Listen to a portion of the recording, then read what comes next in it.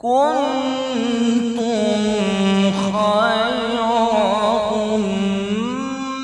أمة أخرجت للناس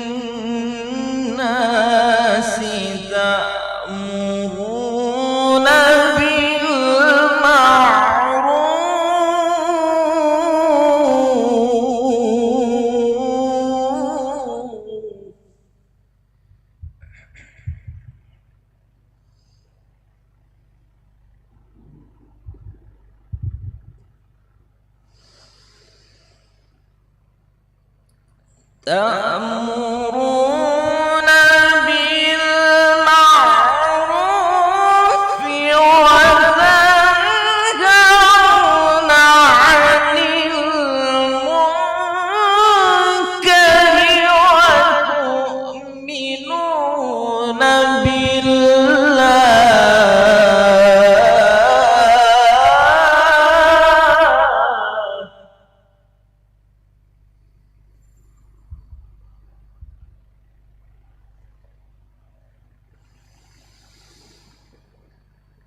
ولو آمن أهل الكتاب لكان خيرا لهم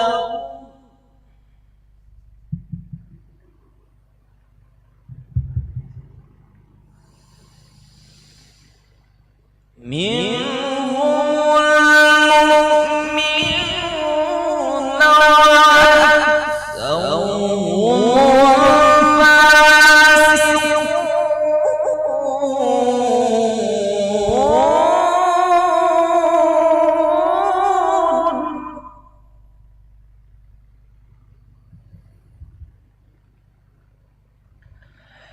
لا يضركم إلا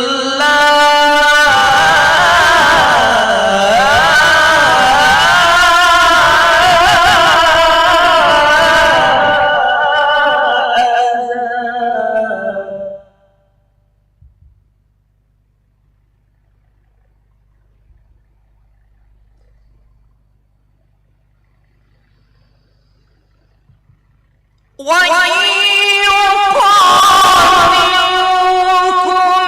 يولوكم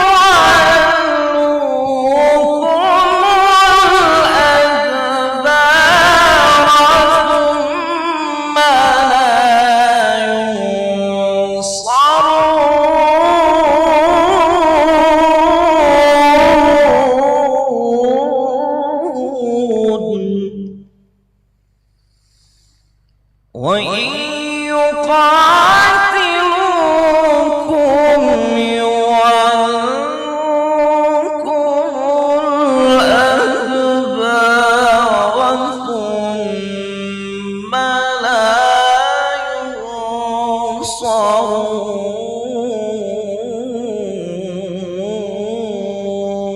ينصرون صدق الله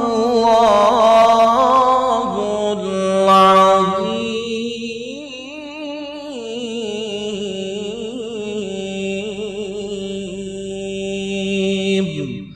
اللهم وفق إلى أقوام الطريق. والسلام عليكم ورحمة الله وبركاته. Waalaikumsalam warahmatullahi wabarakatuh.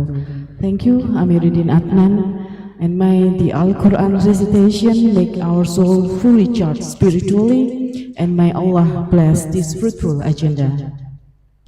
Ladies and gentlemen, to honor our nation and our institution, we will now sing the Indonesian national anthem, Indonesia Raya, followed by the Unissula hymn. We kindly invite everyone to please rise.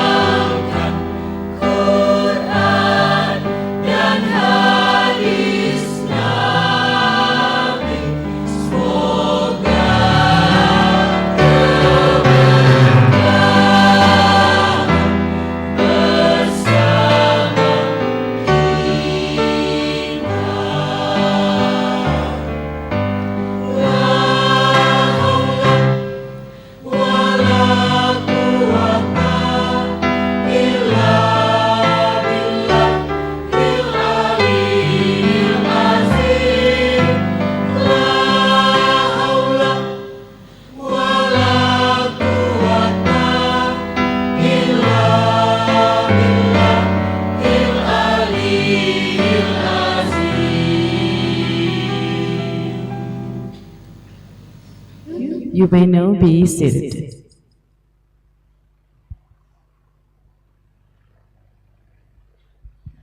Ladies and gentlemen, next we would like to invite the Dean of Faculty of Islamic Studies, Universitas Islam Sultan Agung, Dr. Andes Mohtar Arifin Soleh Emrib, to deliver the opening speech. Please welcome Dr. Andes Mohtar Arifin Soleh Emrib. The stage is yours.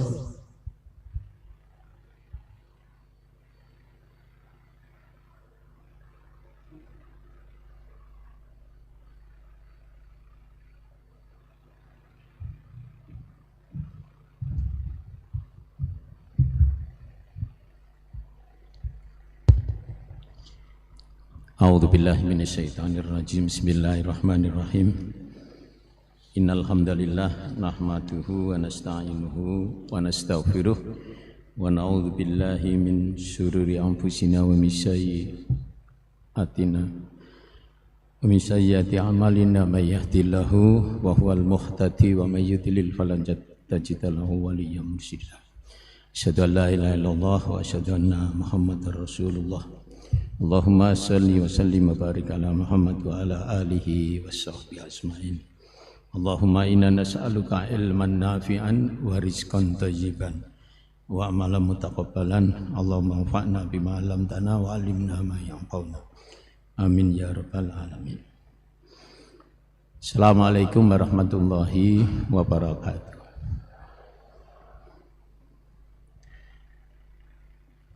Ladies and gentlemen, especially our keynote speaker, our invited speaker, our respected guest, Professor Dr. Phil Sahiran. He will be keynote speaker in this conference. He is from Ministry of Religious Affairs.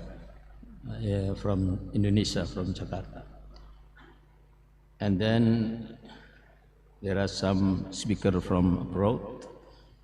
Professor Dr. Nora Zilawati binti Abdullah from Malaysia. Thank you very much for your coming. And then Professor Dr. Rosmita Dila, MPD, from Indonesia, invited speaker. Thank you very much for your coming. And then Assistant Dr. Fatih Yazus, he is from Turkey as invited speaker. And then also Professor Dr. Salamah Daud from Egypt, she is as invited speaker as well. First of all, we are very grateful because Allah subhanahu wa ta'ala gave us the opportunity to come this invitation conference, and also we still got the help from Allah subhanahu wa ta'ala, an opportunity to seek knowledge from this conference. I am in as behalf of Pak Rektor and Vice Rektor, Professor Gunarto. In the same time this morning, he also opened and gave speech as well in the international conference held by Faculty of Law, also in our campus in auditorium, as well as Vice Rector. So 3 Vice Rectors follow Pak Rektor who to that conference, so that he cannot come here, and please give up the understanding about this. So I say welcome to all guests, all speakers, and then all members or all guests in this conference. We come to this invitation in the Icontess.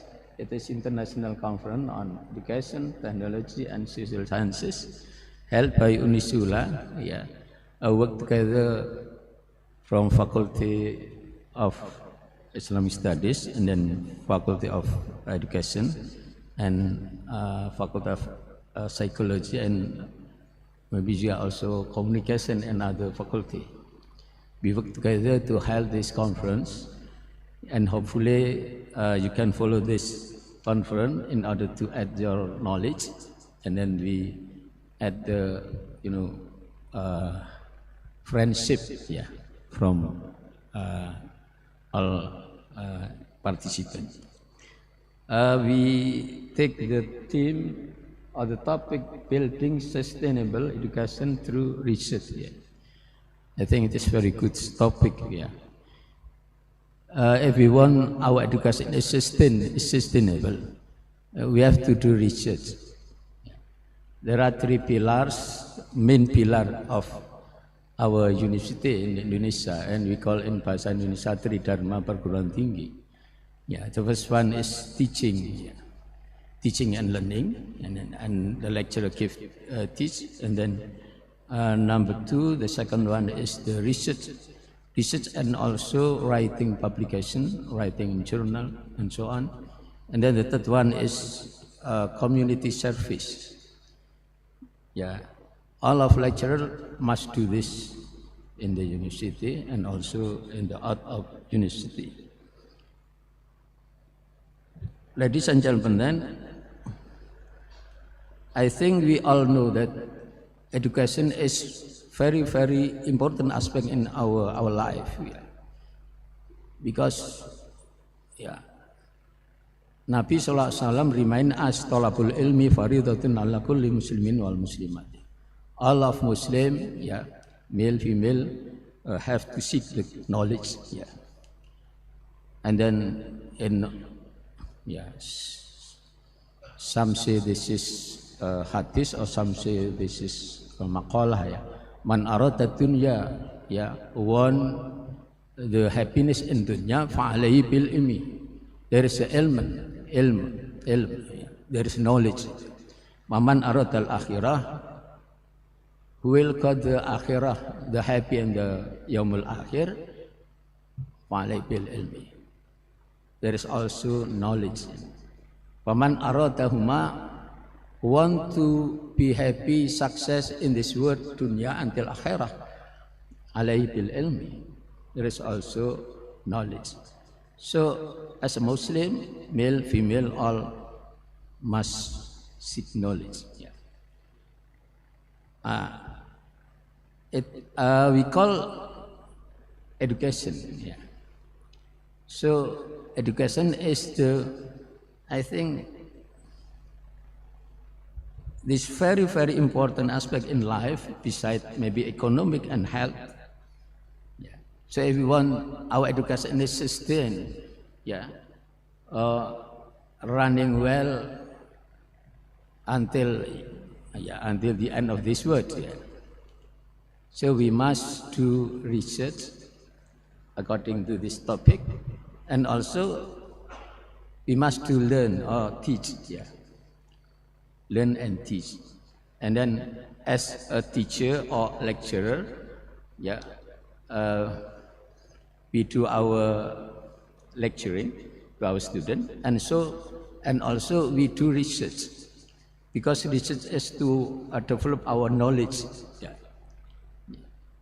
If we don't do research, we cannot develop our knowledge, and we want knowledge is developed by research. And also, we have to do in community service. In community service, so that the lecturer can realize or can share the knowledge to the society. Ladies and gentlemen, Unissula is the big private university. Yeah, we call Islamic University. In the institution of university, we got the level of accreditation unggul in bahasa Indonesia, or we call advanced, or even we say the best. Yeah, the best private Islamic university, yeah, especially in middle of Java. And also we have 13 faculties and about 40 something, maybe 45 or 44 something, 40 something study programs. And about 90% of our study program has got unggul in accreditation. Yeah. Ladies and gentlemen, from Bapak Rektor Profesor Dr. Gunarto, yeah, we have the quotation mark, the new name of our university. We consider Unissula as Birrul Walidain University. Birrul Walidain University. It means that the university motivates and even force to our student. In the campus, our student as our children. And then the parent in university is all lecturer and all leader in university. So our student as our children. Yeah, we must give the very good guidance, very good education. Yeah, and then make them happiness in study. If in our at home we have parents, who guide us, who educate us, and so on. In the campus, it is done by all lecturers and all leaders in our campus. We hope by Birrul Walidain, we hope keberkahan, barokah. Barokah means ziyadatul khair. It is increase our goodness, to be better, to be better, to be better. It's berkah. We hope our university, our faculty, our study program, all students, all lecture, a big family of Unissula, we want to be better, better, better in the future. It is Birrul Walidain. And then Birrul Walidain also we done by, we call Takrimul Aulad. Takrimul Aulad means the parent how to respect, how to guide the children. The lecture, how to respect to his student, and to give the very good service to student, to educate student. It is Takrimul Aulad. So Birrul Walidain and Takrimul Aulad, we do both in our university. We hope Allah give us the barakah, and then rahmah, barakah, and salam, and other bounty from Allah Subhanahu wa Ta'ala. Finally, ladies and gentlemen, on behalf of Pak Rektor and also Vice Rector, officially I open this conference, International Conference on Education, Technology and Social Sciences in Unissula, by the main topic, Building Sustainable Education through Research.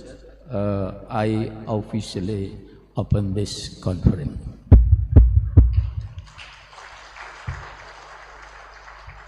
Once again, very much for your coming, very much for your participation. May Allah Subhanahu wa Ta'ala give us the easy for do this, and then Allah add our knowledge, and Allah get the pleasure of Allah to all of us. And finally, inshallah, we together come in Jannah. Amin ya rabbal alamin. Walafu minkum. Assalamualaikum warahmatullahi wabarakatuh. Waalaikumsalam warahmatullahi wabarakatuh. Our sincere thanks to Mr. Dean for the warm and insightful welcome address.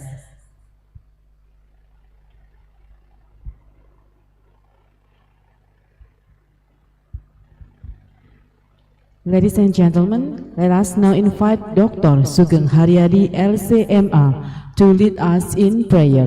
Dr. Sugeng, the floor is yours.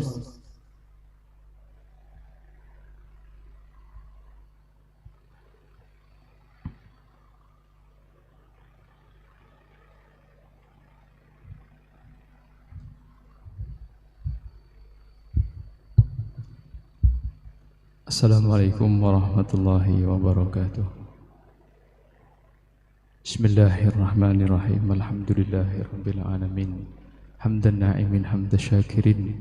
Hamdan yuwafi ni'amahu wa yukafi'u mazidah. Ya Rabbana lakal hamdu kama yanbaghi li jalali wajhikal karim wa 'azimi sultanik. Allahumma salli wa sallim ala sayyidina Muhammadin fil awwalin wal akhirin. وصلي وسلم على سيدنا محمد في كل وقت وحين وصلي وسلم على سيدنا محمد في الملأ الأعلى إلى يوم الدين اللهم إنا نستغفرك لما تبنا إليك منه ثم رجعنا فيه ونستغفرك لما أعطينا من أنفسنا ثم لم نوفي به ونستغفرك لنعمك التي تقوينا بها على معصيتك يا ميسر كل أمر عسير يسر لنا كل عسير فإن تيسير كل عسير عليك يسير يا أكرم الأكرمين أكرمنا بعبادك الصالحين وأوليائك المقربين واحشرنا تحت لواء رسولك سيدنا محمد صلى الله عليه وسلم مع الذين أنعمت عليهم من النبيين والصديقين والشهداء والصالحين ربنا افتح بيننا وبين قومنا بالحق وأنت خير الفاتحين اللهم اهدنا واهد بنا واجعلنا هدادا لمن اهتدى خذنا إليك بيدك ولا تكلنا إلى أنفسنا طرفة عين فنضل ضلالا بعيدا برحمتك يا أرحم الراحمين ارحمنا فإنك أنت بنا راحم والتف بنا فيما جرت به المقادير وصلى الله على سيدنا محمد النبي الأمي وعلى آله وصحبه وبارك وسلم وآخر دعوانا أن الحمد لله رب العالمين. Wassalamualaikum warahmatullahi wabarakatuh. Waalaikumsalam warahmatullahi wabarakatuh. Thank you, Dr. Sugeng.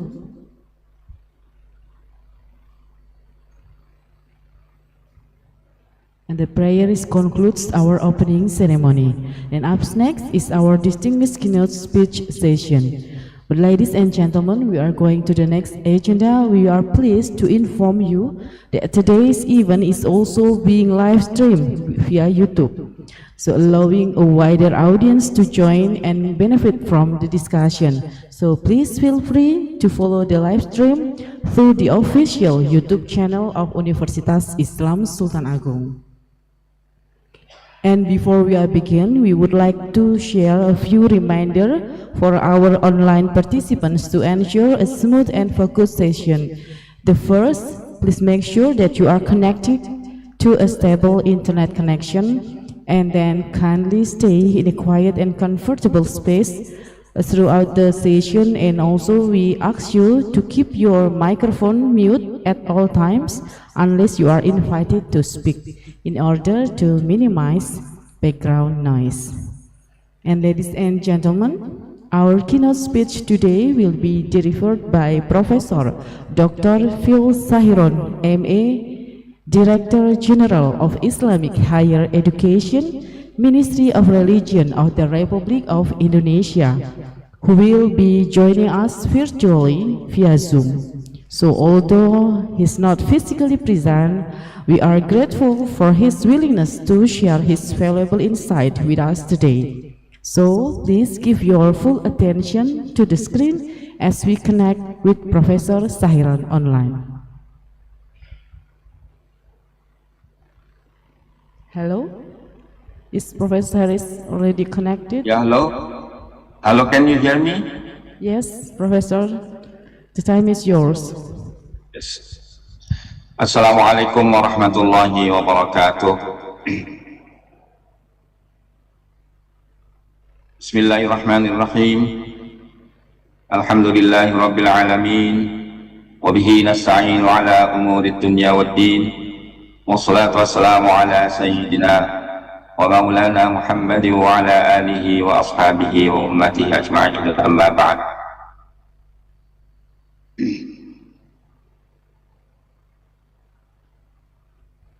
respected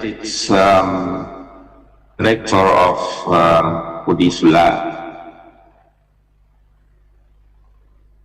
all speakers, participants, and committees that I respect also. First of all, I would like to thank the committee for the very important invitation in order to give a short speech on building sustainable education through research. And yes, this theme is very important to discuss here in the forum. Yeah, because right now we face some challenges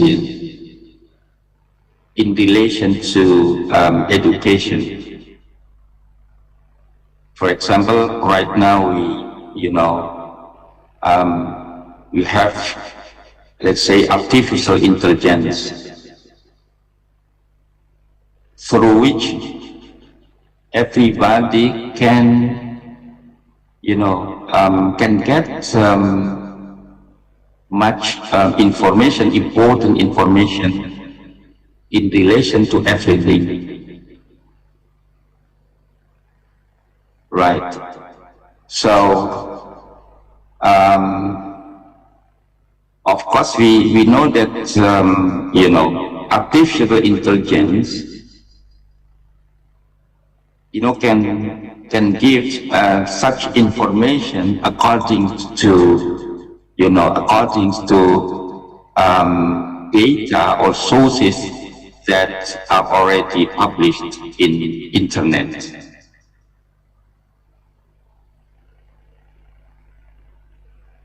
So,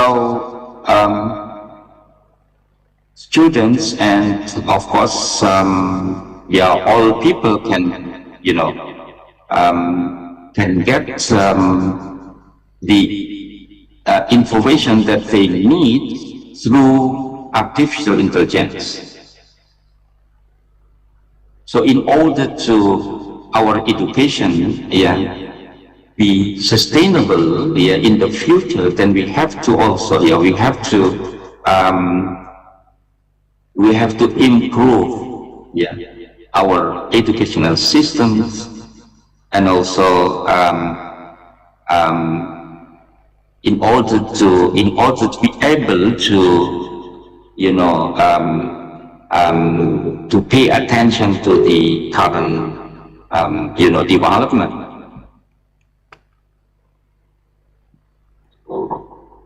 And in order to, do that, then we have to, to do very good, research in many aspects.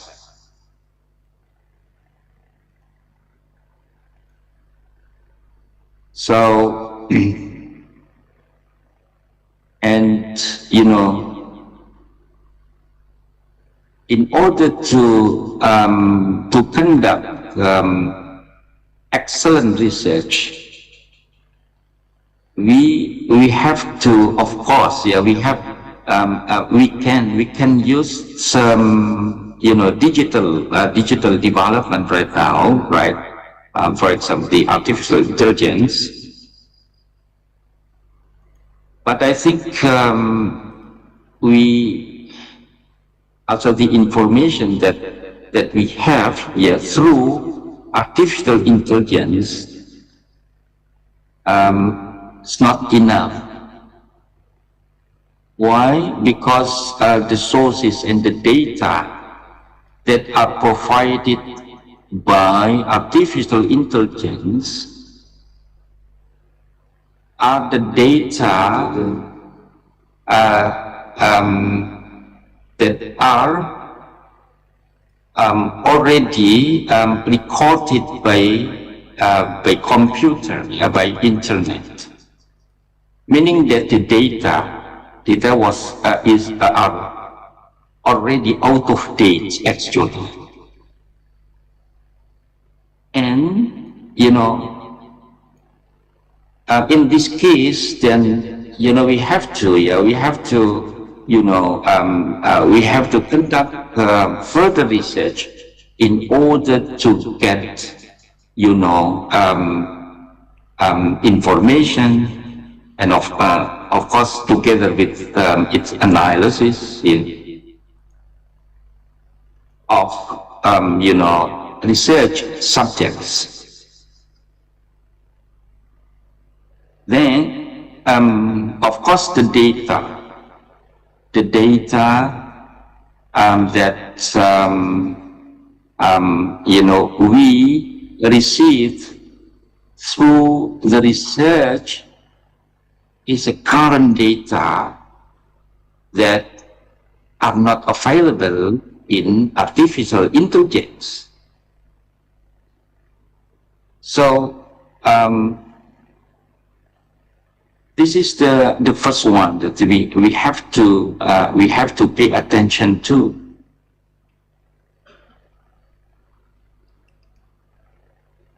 And the second one, even for the artificial intelligence, has much data, very much data on everything. Yeah, there is something that can be not interpreted by artificial intelligence. Is the human character.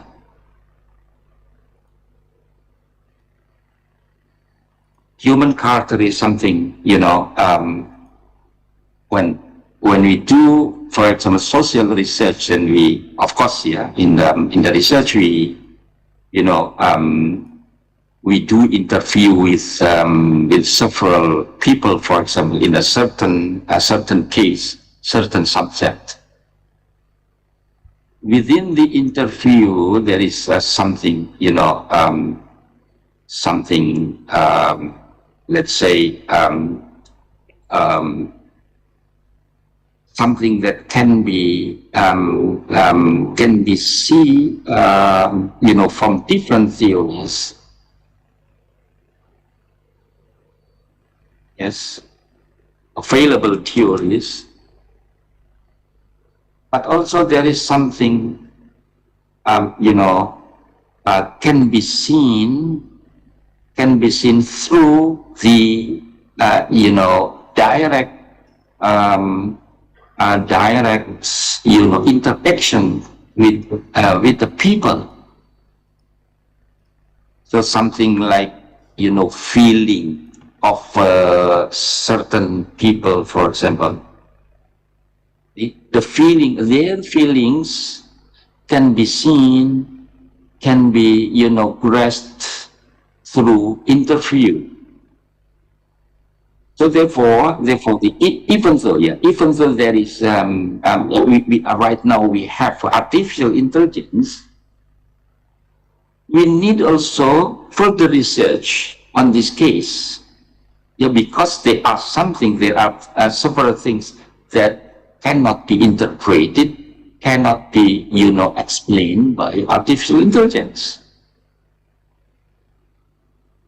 And of course, the result of the research that that we conduct are also important for improving our education. Therefore, yes, this is right now. This seminar is very important. Building sustainable education through research.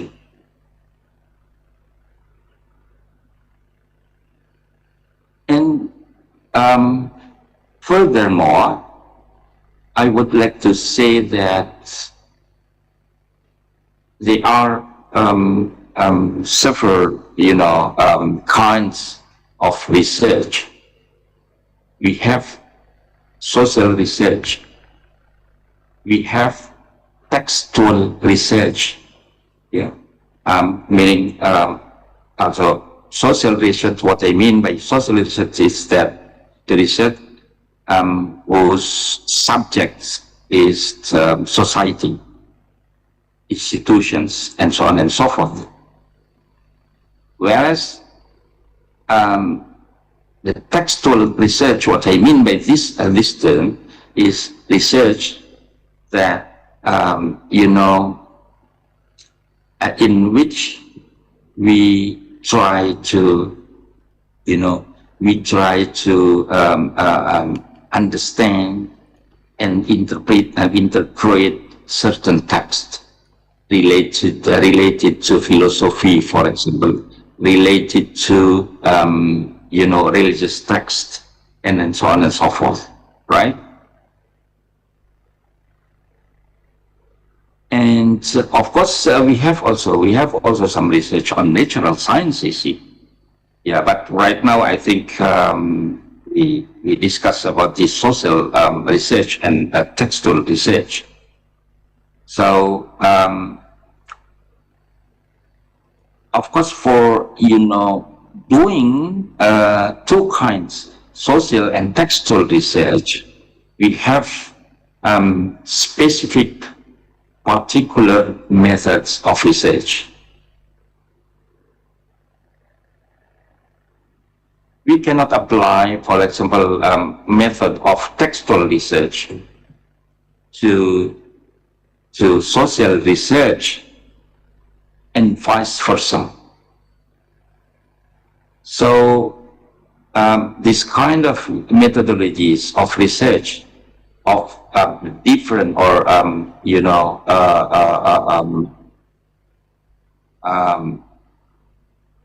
different research, we have to discuss here, and we need to pay attention to something particular, something specific here in relation to two kinds of research. But I think even though there are differences between social research and textual research, we have probably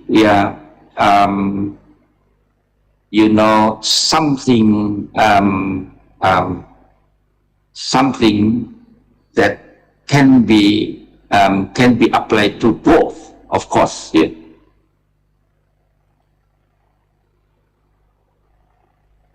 Some aspects that can be applied to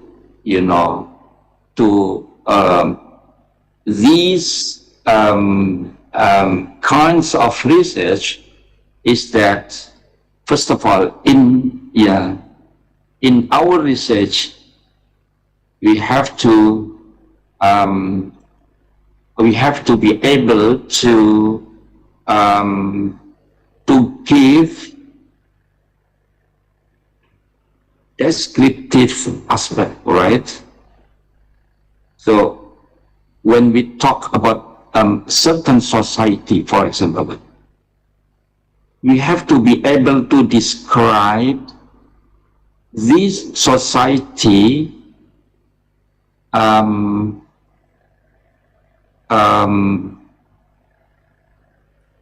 according to the data that we receive through, for example, observation, through interview, through everything that we need, of course. So, and this is the same,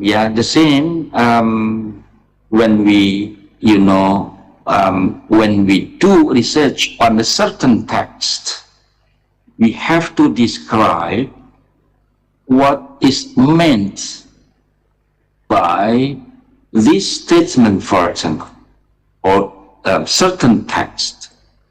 So the descriptive analysis, let's say, descriptive analysis can be done in social sciences, research, and also textual research. This is something similar, something, the same, yeah.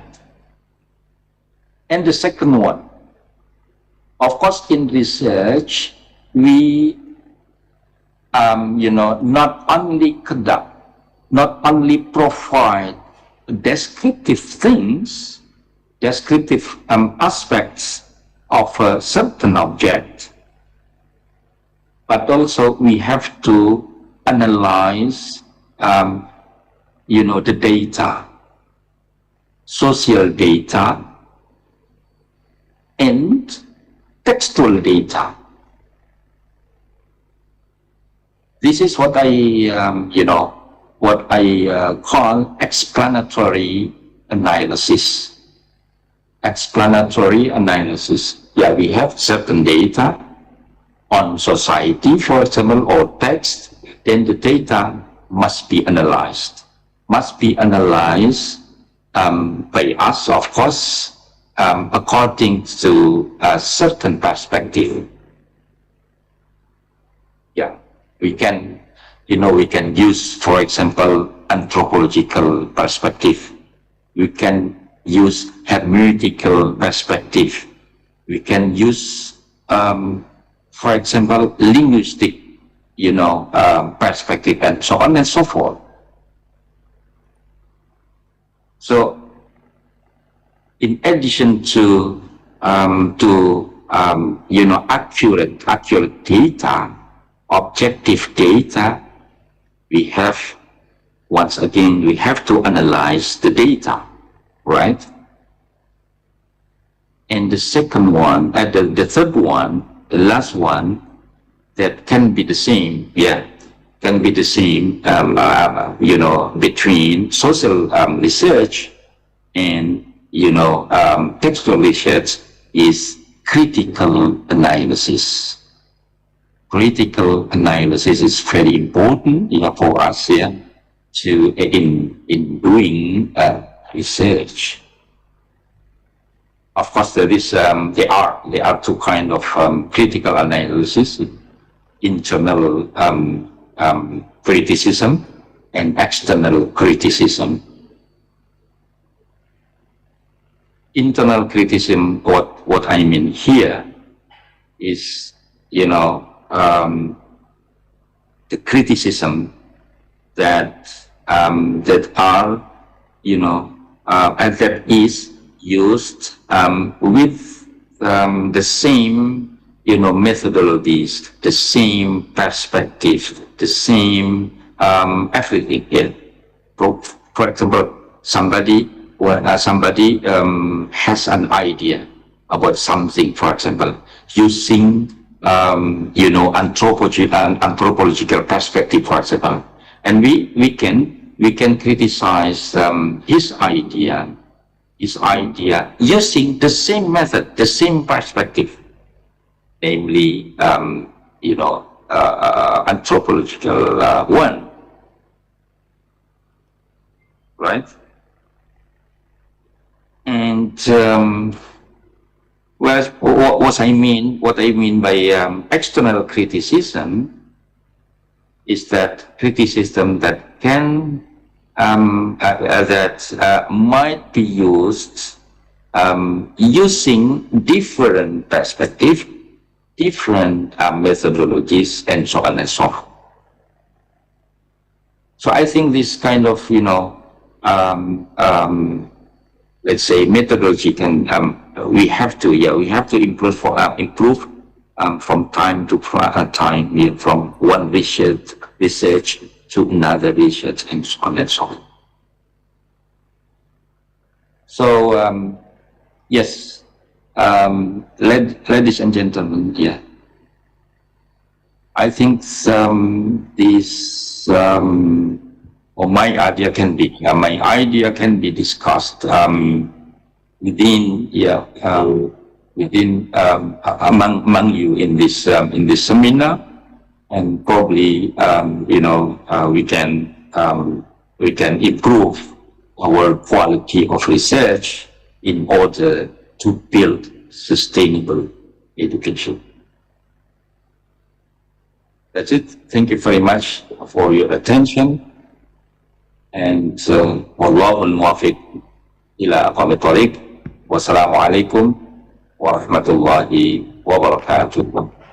Waalaikumsalam warahmatullahi wabarakatuh. So ladies and gentlemen, please give a warm applause to Professor Sahiran. And thank you very much to Professor Sahiran for the enlightening and thought-provoking keynote speech. So your insight have provided us with a strong academic foundation and valuable perspective to begin our discussion today. So although you join us virtually, your presence and message were clearly felt and appreciated. So on behalf of the committee and all participants, we are express our sincere gratitude for your meaningful contribution to Icontess 2025. And ladies and gentlemen, before we begin the invited speaker session, please allow me to inform you a few important notes.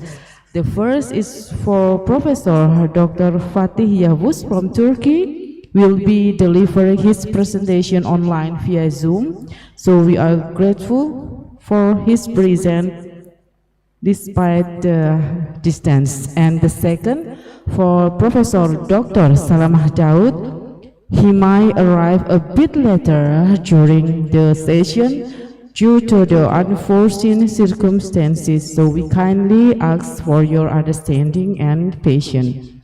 And now I would like to kindly invite our 4 distinguished speakers to take their seat on the stage. Once again, they are Professor Dr. Norazilawati binti Abdullah from University Pendidikan Sultan Idris, Malaysia, and then Professor Dr. Rasmita Dila, MPD from Universitas Juanda, Indonesia, Professor Dr. Fatih Yavuz from Mudanya University, Turkey, and Professor Dr. Salamah Daud from Al-Azhar University, Egypt. So ladies and gentlemen, please welcome them with a warm round of applause. And now without further ado, I would like to hand over the session to our moderator, Dr. Hidayatus Solihah, SPDI MPD, Master of Education, lecturer from Faculty of Teacher Training and Education, Unissula, who will lead the session. Dr. Hidayatus Solihah, the floor is yours.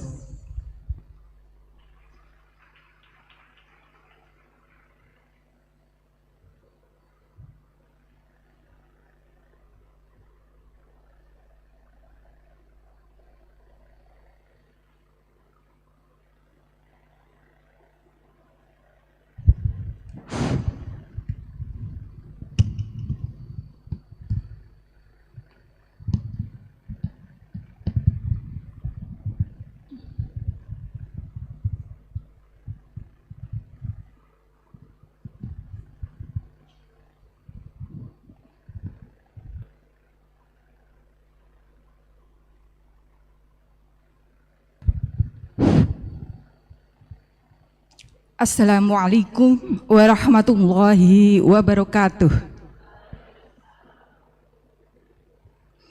Innal hamdalillah nahmaduhu wa nasta'inuhu wa nastaghfiruh wa na'udzu billahi min sururi anfusina wa min sayyiati a'malina may yahdihillahu fala mudhillalah wa may yudlil fala hadiyalah.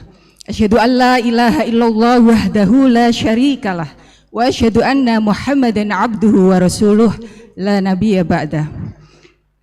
Honorable the Rector of Sultan Agung Islamic University, and then the distinguished invited speakers, the Dean of several departments, Head of Unit and Bureau, and honorable the lecturers from several faculty, participants online or offline, and then the audience, and also the steering committee. Praise be to Allah, the Almighty of the universe, for His blessing and His mercy. So we can be here in very prestigious event, International Conference on Education, Technology, and Social Science, with the theme, Building Sustainable Education Through Research. Salawat ma'asalam, special for our beloved Prophet, peace be upon him.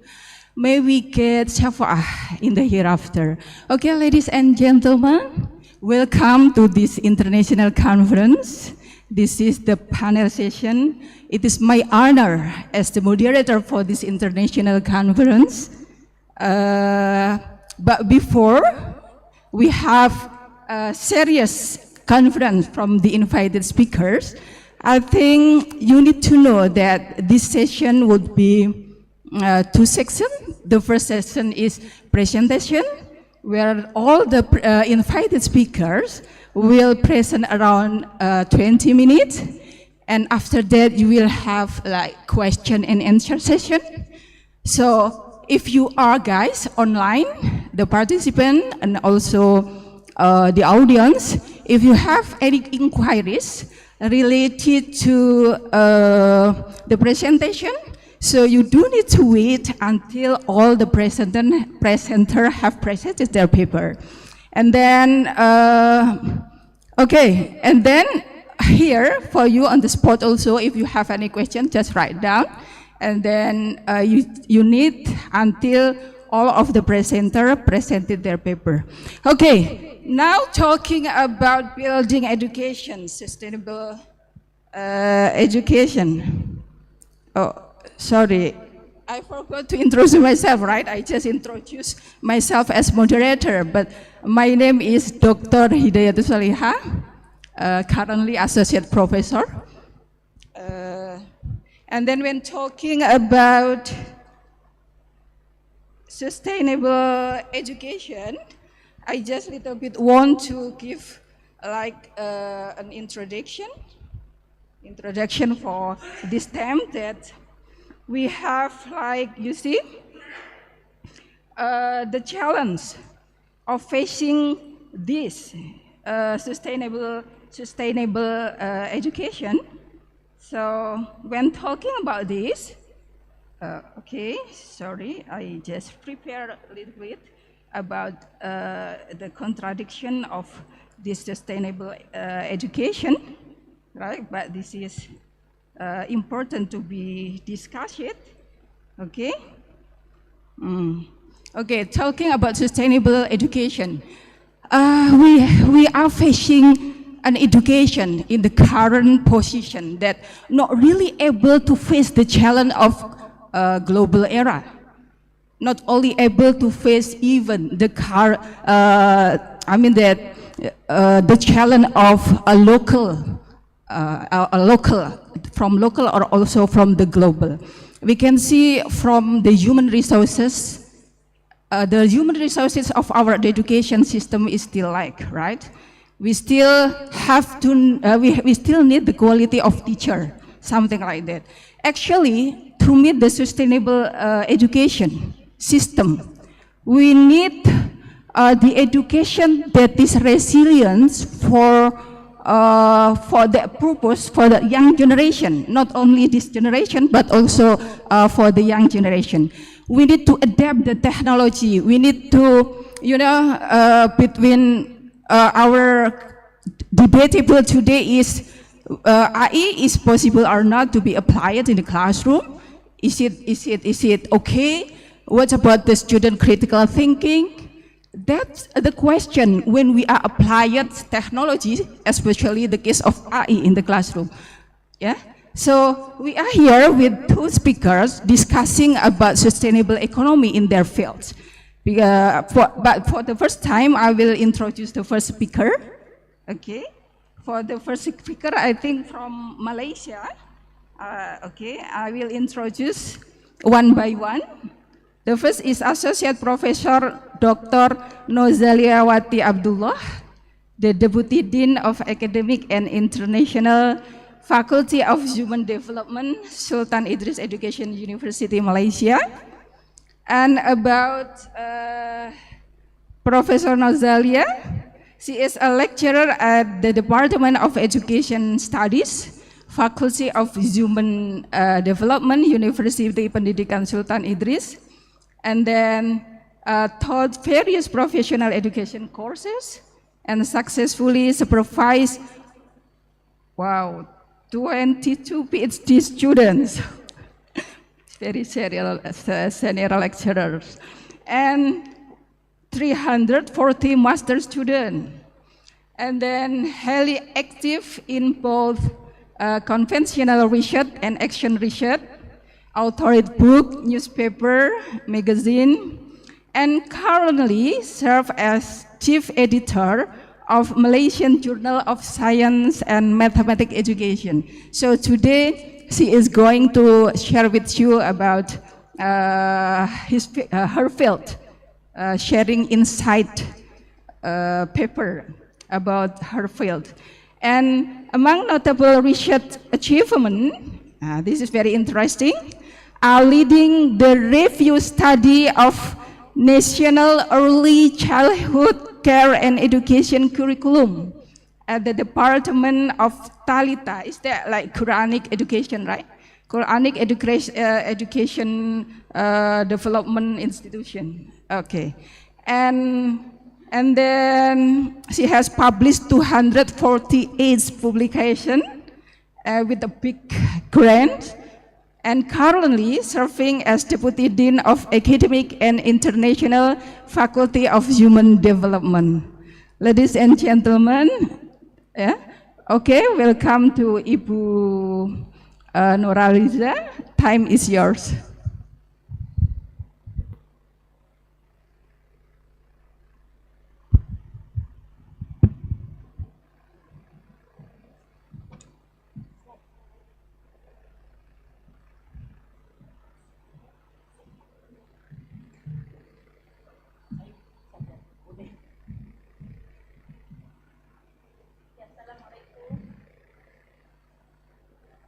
Assalamualaikum warahmatullahi taala wabarakatuh. Rabbi syrahli sadri wa yassirli amri wahlul 'uqdatam min lisani yafqahu qawli. Mohon izin saya berkongsi bersama semua. Okey, terima kasih saya terlebih dahulu saya ucapkan kepada kepimpinan Unissula, daripada rektor, timbalan rektor, daripada dean, okey, dan juga urus setia yang telah menjemput saya ke program Icontess hari ini yang saya rasa sangat menarik. Hasil kerjasama ya, kita lihat organised by Faculty of Islamic Studies, Faculty of Training Education, Faculty of Language, Literature and Culture, and also Faculty of Communication and Science. Okay, I'm Associate Professor Dr. Norazilawati Abdullah from Faculty of Human Development, University Pendidikan Sultan Idris, Malaysia. Now formally as a Deputy Dean, Academic and International.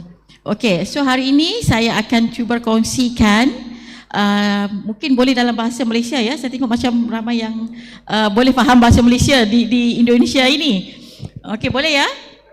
Okay, di mana tajuk yang diberikan kepada saya hari ini? Okay, saya akan bercerita base kepada pengalaman saya lah. Kerana sebelum ini seperti yang diceritakan oleh Ibu Moderator, okay, saya sebelum memegang jawatan kepada timbalan dekan ini, saya banyak memegang selama 8 tahun selaku timbalan pengarah bahagian penyelidikan dan inovasi di Pusat Penyelidikan Perkembangan Awal Kanak-kanak ataupun dikenali sebagai National Child Development Research Center. Jadi penglibatan saya itu banyak sekali dalam dunia research. Sebelum sekarang ini saya kembali kepada dunia akademik. Okey, baru saja kembali semula kepada dunia akademik. Jadi saya rasa suka untuk berkongsi apabila bercerita tentang building sustainable education through research. Okey, kerana saya rasa itulah kita hari ini selaku mahasiswa ataupun para academician, inilah jiwa kita dan roh kita hari ini. Okey, di mana mungkin kita tengok next slide. Control by? Atau saya boleh control sendiri? Ada laser pointer?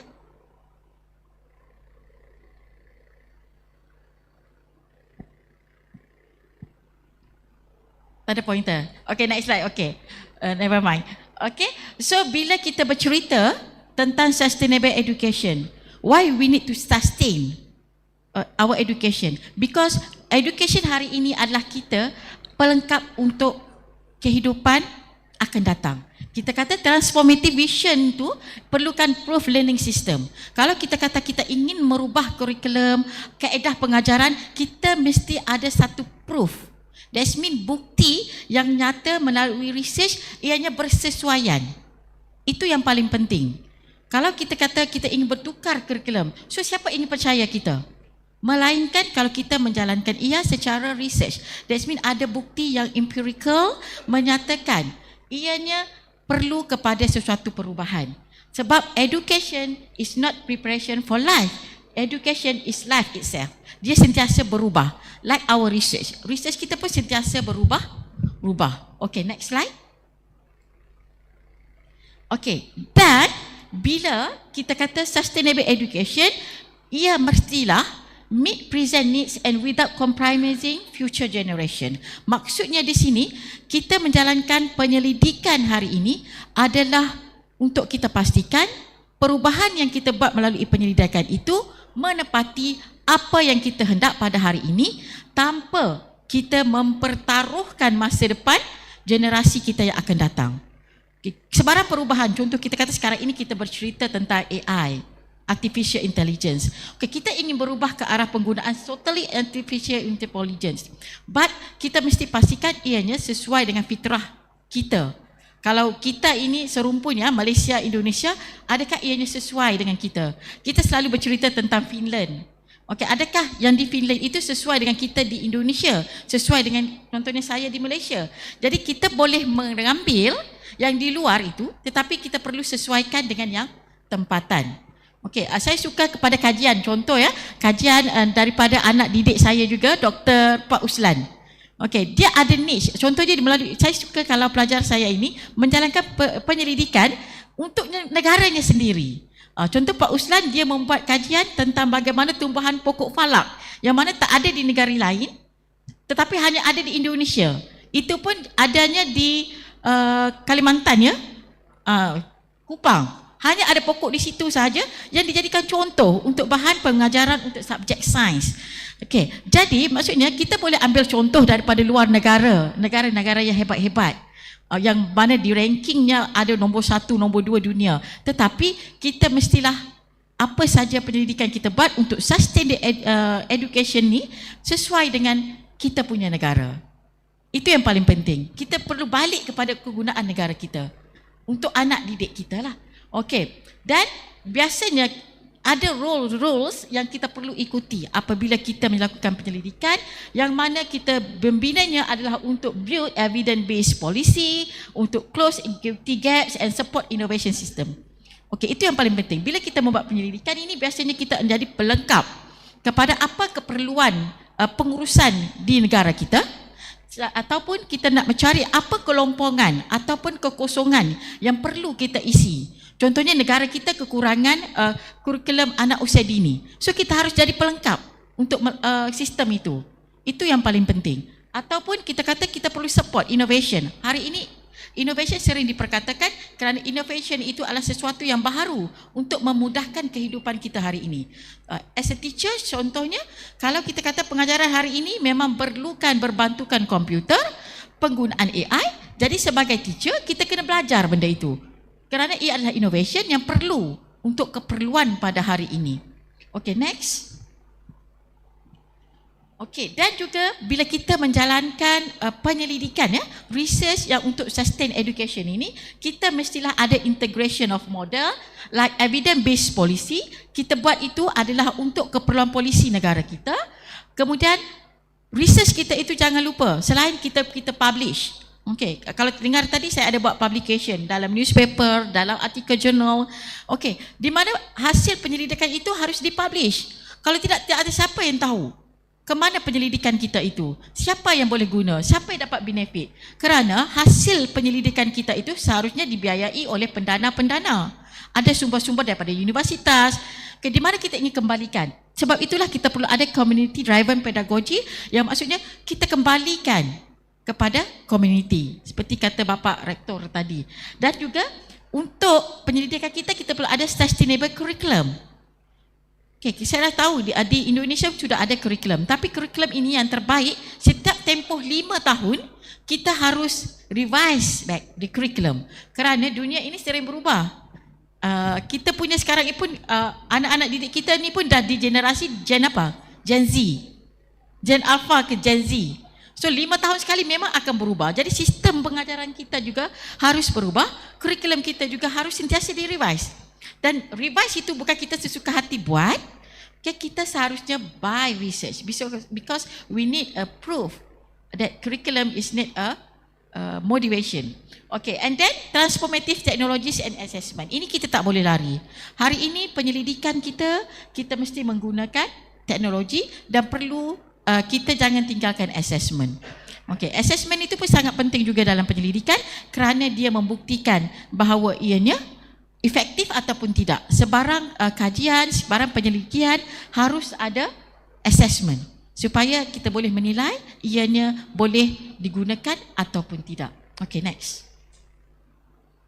Okay, why research? Okay, why research? Satu dunia membuat penyelidikan dalam bidang pendidikan. Dulu kita ingat pendidikan ini selalu berkaitan dengan kurikulum dan pedagogi. Sekarang ini penyelidikan kita ada penyelidikan, even kita ada Excel research yang mana kita perlukan penyelidikan ini. Kalau kita tengok di peringkat dunia sekalipun, kita ada satu kajian yang dinamakan TIMSS and PISA. Okay, jika kita lihat kenapa kita ada TIMSS and PISA ini, ini ada satu assessment yang kita menilai tahap literasi negara satu dunia tentang bagaimana kurikulum dan pedagogi, bagaimana identify learners need, support effective teacher system dan evaluate technologies impact. Okay, from there we all know that PISA is very important, like US doing for National Assessment Education Progress. Ia pun ada. Okay, next. Okay, dan biasanya apabila kita bercerita tentang research, okay, focusing on our research is about global issues that needing research. For example, where we talk about climate crisis and ecological literacy. Okay, this is a climate crisis. For example, hari ini telah berlaku contohnya peperangan di Palestin. Okay, mungkin kita dari segi sudut pendidikan, kita boleh membuat penyelidikan apa impact peperangan itu kepada pendidikan anak di negara Palestin. Jadi kita biasanya menjalankan research through that climate crisis and ecological literacy, keperluan semasa. And then bila kita bercerita hari ini tentang AI ataupun sistem pengajaran hari ini, seperti kita hari ini kita menjalankan kita pada conference secara hybrid. So we need a digital learning, open digital learning untuk keperluan the future generation. We need to follow that. And then biasanya after post pandemic, student well-being we need to sustain. Itu pun kita perlu lihat dari segi penyelidikan hari ini. And then lifelong learning in AI era. Itu antara beberapa bidang lah yang menjadi the hot issues that we need to cater for the sustainable education nowadays. Alright, next. Okay, this is just an example. Kalau kita lihat di Finland dia ada green curriculum. Ini saya cerita contoh lah. Di curriculum dia ada green curriculum. Di mana apa maksud green curriculum ini? Okay, next. Ini saya bagi kongsikan lah beberapa case study yang telah dibuat. Next. Okay, di mana Finland Green Curriculum ini dia mengaitkan pendidikan yang tanpa meninggalkan kesan-kesan contohnya pencemaran. Itu digalakkan daripada peringkat sekolah lagi. Okay, kerana saya dalam bidang pendidikan sains, selalu ini sangat berkaitan dengan green curriculum, di mana penyelidikan yang berfokuskan kepada environmental friendly ataupun dipanggil ESD, yang menggabungkan bagaimana penyelidikan hari ini untuk kita kekalkan keseimbangan alam. Okay, next. Jadi kita katalah kenapa Finland tu dia boleh dapat high ranking in PISA, because dia punya curriculum is established. Okay, they cater the whole system of life, of student life. Okay, next. Next. Okay. Okay, the green curriculum. They cater a curriculum mandate, it cross curriculum, key competency and values ethic. Walaupun kita kata kita mengajar pada hari ini, fokusnya kepada kemajuan teknologis. But it still cater the curriculum and the cross curriculum. Kita tengok semua bidang perkembangan. Tidak fokus kepada kognitif semata-mata, kita lihat juga kepada effective aspect. Okay, next. Okay, we cater for the early childhood education, art and craft, math and history and the phenomenon-based learning. What happen nowadays, itu yang kita buat research. Okay, next. Okay. So, keperluan hari ini, kalau kita lihat, adakah kita masih memerlukan textbook lagi? Adakah kita masih memerlukan textbook lagi? Di Indonesia masih menggunakan textbook? Kalau di Malaysia masih? Sama. Jadi kalau kita lihat sebenarnya kalau pedagogy approach hari ini, kita lebih kepada experiential learning. Anak-anak itu harus ke lapangan. Tidak perlu terikat. Classroom kita tidak terikat di dalam bilik darjah saja. Ia harus keluar. Harus student centered. Harus ada teacher training. Cikgu-cikgu kita kalau di Malaysia pun kita memang sentiasa ada professional development to increase their profession as a teachers. Alright, next. Okay, and it akan berikan high increase tangible impact. Melalui penyelidikan ini, dia akan meningkatkanlah ekosistem of school, youth action and environmental literacy. Next. Okay, next. Saya tak nak cerita yang ini. Saya nak cerita kepada number 2. Next. Okay, ini case study yang kedua saya nak study. Ini by research. Contohnya lah, kita membuat research dalam education, dia mestilah memenuhi keperluan kita. Contohnya kami di Malaysia.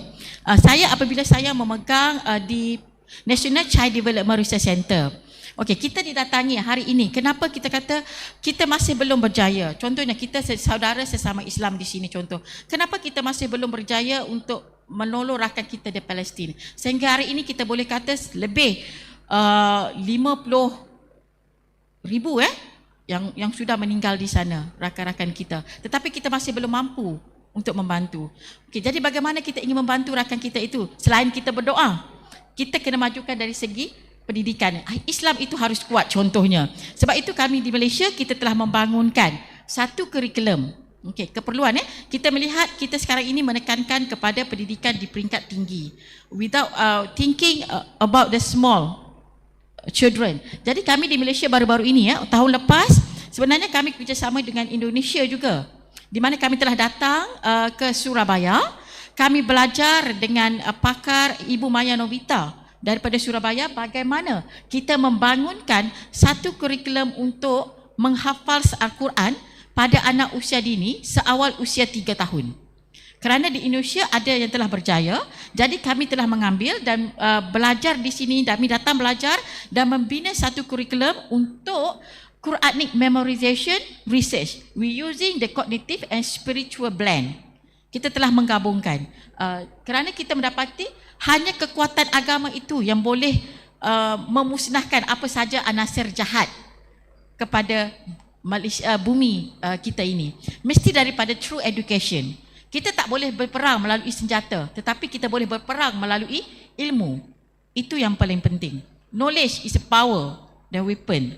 You should know that. Okay, dan melalui program Talata Tis'a ini, okay, next. Okay, the program is an initiative to introduce Tahfiz education to children as early as 3 years old and complete the memorization all of 30 juz of Quran before the age of 9. This is our target. And then we study with our penasihat kami, Tan Sri Idris Yusof. Kita membangunkan kurikulum ini. Kita yakin dengan kekuatan umat Islam kita ini seawal usia lagi, kekuatan kita adalah doa dan Al-Quran itu sendiri. Jika anak bangsa kita kukuh dari segi ini, dia akan sustain pendidikan. Itu yang paling penting. Okay, next. Okay, so kita tahu dalam pendidikan ini, anak-anak seawal usia ini mereka perlu ada satu daya ingatan. 1000 hari pertama, 1000 word days, hari pertama dilahirkan, itu adalah fasa di mana anak-anak dia lebih banyak menyerap. Otaknya ibarat sponge pada usia itu. Okay, jadi sebab itu kita mengkehendaki anak-anak seawal early 3 years old, they can read, they can memorize, they can write and then learn Arabic language. Itu kita punya target. Jadi keperluan kurikulum ini kita bangunkan supaya mereka ini boleh menghafaz Al-Quran. Kekuatan Al-Quran dalam diri anak itu can build the sustainability in education. Okay, next. Okay, dan sehinggalah kita telah berjaya bangunkan satu kurikulum. Okay, untuk kegunaan di Malaysia. Tapi asalnya daripada Indonesia ya. Kita kerjasama dan kita balik kita buat untuk Malaysia. Kita ada kurikulum yang dinamakan kurikulum Talata Tis'ah, and then we develop also a module untuk berikan guru-guru itu cara mengajar bagaimana how they teach the kid as early as 3 years old to memorize. Okay, there's a formula because the kids can memorize 5 ayat satu hari. Itu petua dia. Daripada yang saya belajar daripada Surabaya, kita duduk di situ. Di Surabaya itu di satu institut namanya Iaul Quran. Di situ telah pernah dengar ya? Iaul Quran dia telah melahirkan lebih daripada 10 orang hufaz seawal usia sebelum usia 9 tahun melalui program ini. So kita balik, kita belajar bersama Ibu Maya Novita, dan sekarang ini di Malaysia kita telah ada beberapa center pusat yang telah menggunakan kurikulum ini, dan Ibu Maya Novita setiap sebulan sekali ke Malaysia nak pastikan guru-guru di sana boleh apply cara mengajar hafazan Al-Quran. Itu yang paling penting. Okay, next. Okay, ini adalah modul. Okay, next. Ini kita telah rasmikan our Menteri Pengajian Tinggi lah di Malaysia telah merasmikan program Talata Tis'ah ini. Ini satu kebanggaan kami kepada Malaysia lah. Kita telah membangunkan kurikulum untuk hafazan Al-Quran. Okay, next. Dan kolokvium, mungkin kita boleh go through, laju sikit. Okay, di mana ini adalah kurikulum framework. Bagaimana kita membangunkan kurikulum framework ini? Ini semua melalui research. Kita bukan maksudnya bina suka-suka hati framework ini, by research, di mana kita telah bangunkan. Jadi kita tahu apa keperluan anak-anak hari ini. How to sustain education. Daripada sini kita dapat keluarkan satu framework yang menyatakan bahawa pendidikan hari ini secara Islamiknya memerlukan bantuan mukjizat Al-Quran. Seandainya anak itu menghayati Al-Quran, dia pula dengan perkembangan dia seawal usia dini yang ada total integrated brain development dengan kelebihan neuron yang pada masa itu ibarat sponge, dia ada neuroplasticity yang sangat baik. Itu, dan kita bantu dia dari segi bacaan, hafazan, tulisan dan bahasa Arab. Itulah lahirnya Talata Tis'ah. Talata means 3, Tis'ah means 9. Jadi itu namanya Talata Tis'ah. Jadi kita mengharapkan satu kurikulum Talata Tis'ah ini menjadi kekuatan kepada kita umat Islam di Malaysia dan juga di Indonesia untuk kita sustain education. Itu yang kita bercerita tentang AI, kita bercerita tentang teknologi, tetapi dalaman itu. Anak-anak kita ini harus sustain dari segi dalaman juga. Okay, next. Okay, yang ini saya cerita sikit. Apa harapannya? Okey, harapan kami di Malaysia, di mana kita pernah satu kerajaan Islam dahulu, yang mana kita berjaya di zaman Andalusia, di mana zaman kita kata Ibnu Sina. Okey, Ibnu Sina, Al-Khawarizmi, Ibnu Khaldun, semuanya para ilmuwan Islam pada masa itu.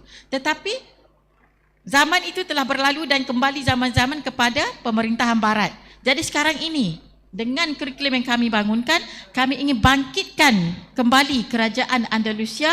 That's why kita namakan Recreating the Golden Age of Islam, Andalusia 2.0. Okay, yang mana kalau di Malaysia kita telah bangunkan program Talata Tis'ah untuk 3 hingga 9 tahun. Kemudian kita telah ada program untuk peringkat sekolah dasar. kita ada Imtiaz Ulul Albab, dan di peringkat tinggi kita telah membekalkan di Universitas Andalusia Scholar untuk para hafiz and hafizah ini. Okay, jadi itu target kita lah untuk sustain the education nowadays. Alright, next. Okay, this is a pillars of research for sustain enable education. Kita mesti, bila kita jalankan penyelidikan, itu tadi saya dah berikan contoh. Jadi apabila kita menjalankan penyelidikan, kita haruslah ada intertransdisciplinary, mesti ada semua bidang Kita mesti ada open science, kita mesti social impact, kita mesti ada community participation dan juga participatory action research. Action research, kalau di Malaysia, kalau kita ada action research, kita ada pakarnya. Bersama saya bawa juga Associate Professor Dr. Siti Rahimah. Beliau adalah pakar dalam action research untuk pedagogi ke guru. Okay. Next. Okay, then this is a recommended research approach yang kita perkenalkan lah, yang mana keperluan hari ini dalam penyelidikan lah. Saya rasa kalau para academician, dia dah tahu dah bagaimana penyelidikan yang hendak dijalankan, fokus dia. Dan kita mesti fokus dalam bidang kita, tetapi dalam masa yang sama, kita mesti ada satu contoh action research, longitudinal study. Itu kelebihan kita lah sebagai penyelidik. Saya faham di sini ramai para dosen juga perlu menjalankan penyelidikan.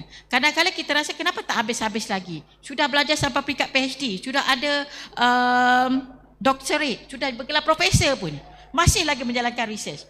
Kerana research itu tak pernah habis. Okey, sampai orang kata sampai tua.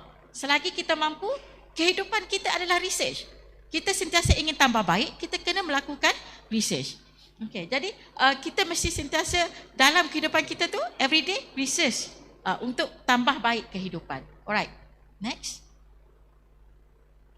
Okey, but bila kita kata bercerita tentang research, walaupun banyak research yang telah kita buat, there are some challenges and strategies. Banyaklah Biasanya bila kita ingin menjalankan research, ada cabaran-cabarannya. Yang nombor satu, contohnya resource limit. Kadang-kadang kita di universitas ini tak ada funding, no research. Kerana research memerlukan duit juga. Tapi kita kena kreatif lah, mencari dana, ada usaha sama. Contoh tadi saya bersama dengan Ibu Ros bercerita tentang bagaimana kita nak collaboration antara Malaysia, Indonesia, Singapura, Filipina. Kita cari satu grant yang funding untuk kita buat satu penyelidikan yang untuk serantau. Tapi dalam masa yang sama kita kena kreatif juga, mencari kerjasama dengan industri. Kita tak boleh education itu stand alone. Kita kena bekerjasama juga dengan bidang industri yang memerlukan pendidikan ini. Jadi kita perlu juga cabarannya dari segi polisi, ada juga policy makers yang menghadkan kita punya penyelidikan, dan ada juga research guide yang mana yang kita perlukan professional learning network. Itu yang paling penting. Okay, next. Okay, so bila kita cerita, ini adalah antara recommendation lah our institution, Unissula ataupun di universiti saya sendiri, di Universiti Pendidikan Sultan Idris. Kita biasanya dengan saya datang ke sini ini adalah salah satu kita kata kita nak establish community, kita nak create open access research journal. Saya juga tadi dimaklumkan tentang Chief Editor Journal, kita collaboration, jurnal daripada Indonesia boleh hantar ke Malaysia, kita sama-sama berkongsi ilmu dan kita support cross border gaps between two countries, contohnya lah. Okay, and then train faculty as research practitioner. Sebagai dosen-dosen di universitas ini ataupun para mahasiswa di sini, kita memang dah perlu diajar ke arah bagaimana kita nak jadi practitioner in research. Itu yang penting lah. Okay, next. And the conclusion, bila kita cerita tentang sustainability in education ini through research, research is not just academic. Okay? It is the lifeline of sustainable education. Sangat penting. Penyelidikan sangat penting untuk pendidikan hari ini. Okay, dan kita perlu ada strategic inclusive research enable system that are both relevant today and resilience for tomorrow. Jadi apa yang kita buat hari ini adalah penyelidikan untuk kegunaan di masa hadapan. Barulah kita kata ianya sustain. Okay. So itu sahaja daripada saya. Thank you. Kalau ada Q&A mungkin selepas ini. Okay, thank you.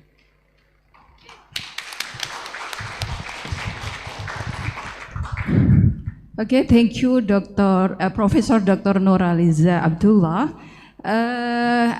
ladies and gentlemen, I just remind you, if you have any inquiries or question, you can ask later or deliver your question after all of the presenters present their presentation.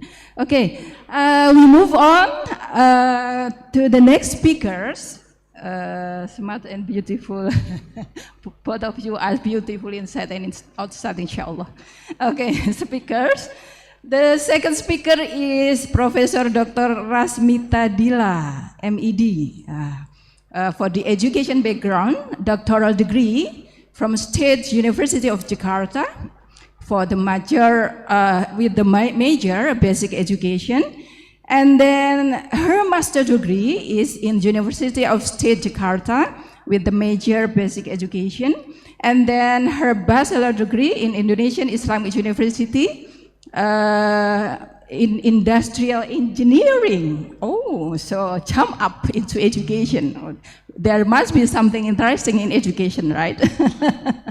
Okay, for licensures and certification, she got the Certificate International Project Manager from American Academy of Project Management, and then Certified International Qualitative Researcher from LSP Quantum Human Resource Management International in 2021, and also Teacher Certificate, Ministry of Research, Technology and Higher Education.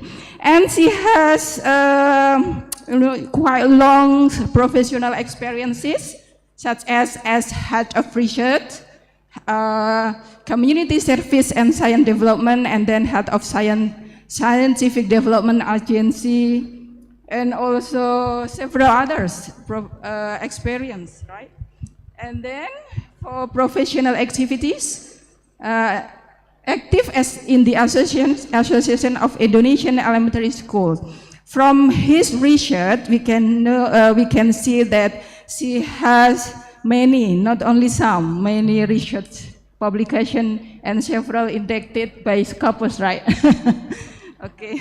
Okay. The most, okay, you want me to read the most honorable one?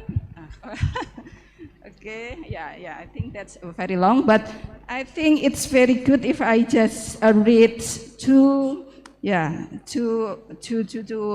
your masterpiece or your journal, like from Turkey or from, do you want me to read that? Like from Turkey or also from Sweden? Yeah, okay. Achievement. Now the last is for her achievement because of the limited time. We read for teaching experience and then professional honors and awards and fellowship. Yeah, so she got an honor and award, Academic Leader Award in the fields of education science for higher education services. Institution Region 4, West Java and Banten, the Ministry of Education, Culture, Research and Technology of the Republic of Indonesia, and then Honorary Fellow of International Fellow Program from Teaching and Education Research Association. Okay, and several scholarship and fellowship. I think because of the limited time, you can read her publication on Google Scholars or Sinta. Okay, ladies and gentlemen, without further ado, please welcome to Dr. Lita. What is your nickname? Mita. Okay, Professor Dr. Mita, the stage is yours.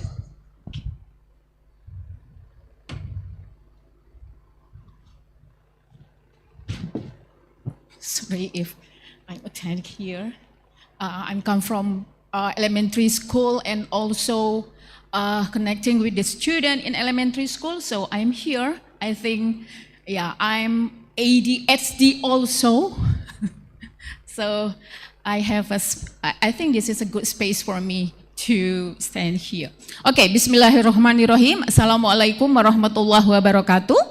Rabbi srohli sodri wa yassirli amri wahlul uqdatam milisani yafqahu qawli. Thank you for the committee having me today. Talking about the sustainable education. So my topic today is about the sustainable program. I think this is a part of the sustainable education, and my topic is specifically about the inclusive education because my research interest is about inclusive education. So I think this is very interesting topic for us because inclusive education in Indonesia is still developing, right? So my topic about the inclusive school integrated service center based on collaborative partnership. This research I conducted with my team for the last year, but in our previous research is talking about the mentoring program. That is one of the sustainable program, one of the sustainable education, of course, because we know that inclusive education in Indonesia is still faced many problems about how to increase the quality of education in Indonesia, specifically in inclusive education. So, next. Oh, okay.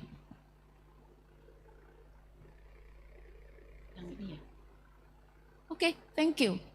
So, when we talk about the integrated service center for inclusive school based on the collaborative partnership, we talk about how to make a good collaboration between all the stakeholders. What are the stakeholders? We talk about how to all the stakeholders such as the government, universities, school, and communities have a good collaboration, good cooperation to increase the quality of inclusive education. That's very important. The hot issue, not only in Indonesia, I think, but over the world when we talk about the inclusive education. And the second is about how to provide a various support system about the inclusive education, how to increase teacher skill. That's very important because the teacher always every day face the problem in their classroom about how to handle the student with disability, how to handle all the students with various characteristics. It's not always easy to our teacher to solve the problem, right? So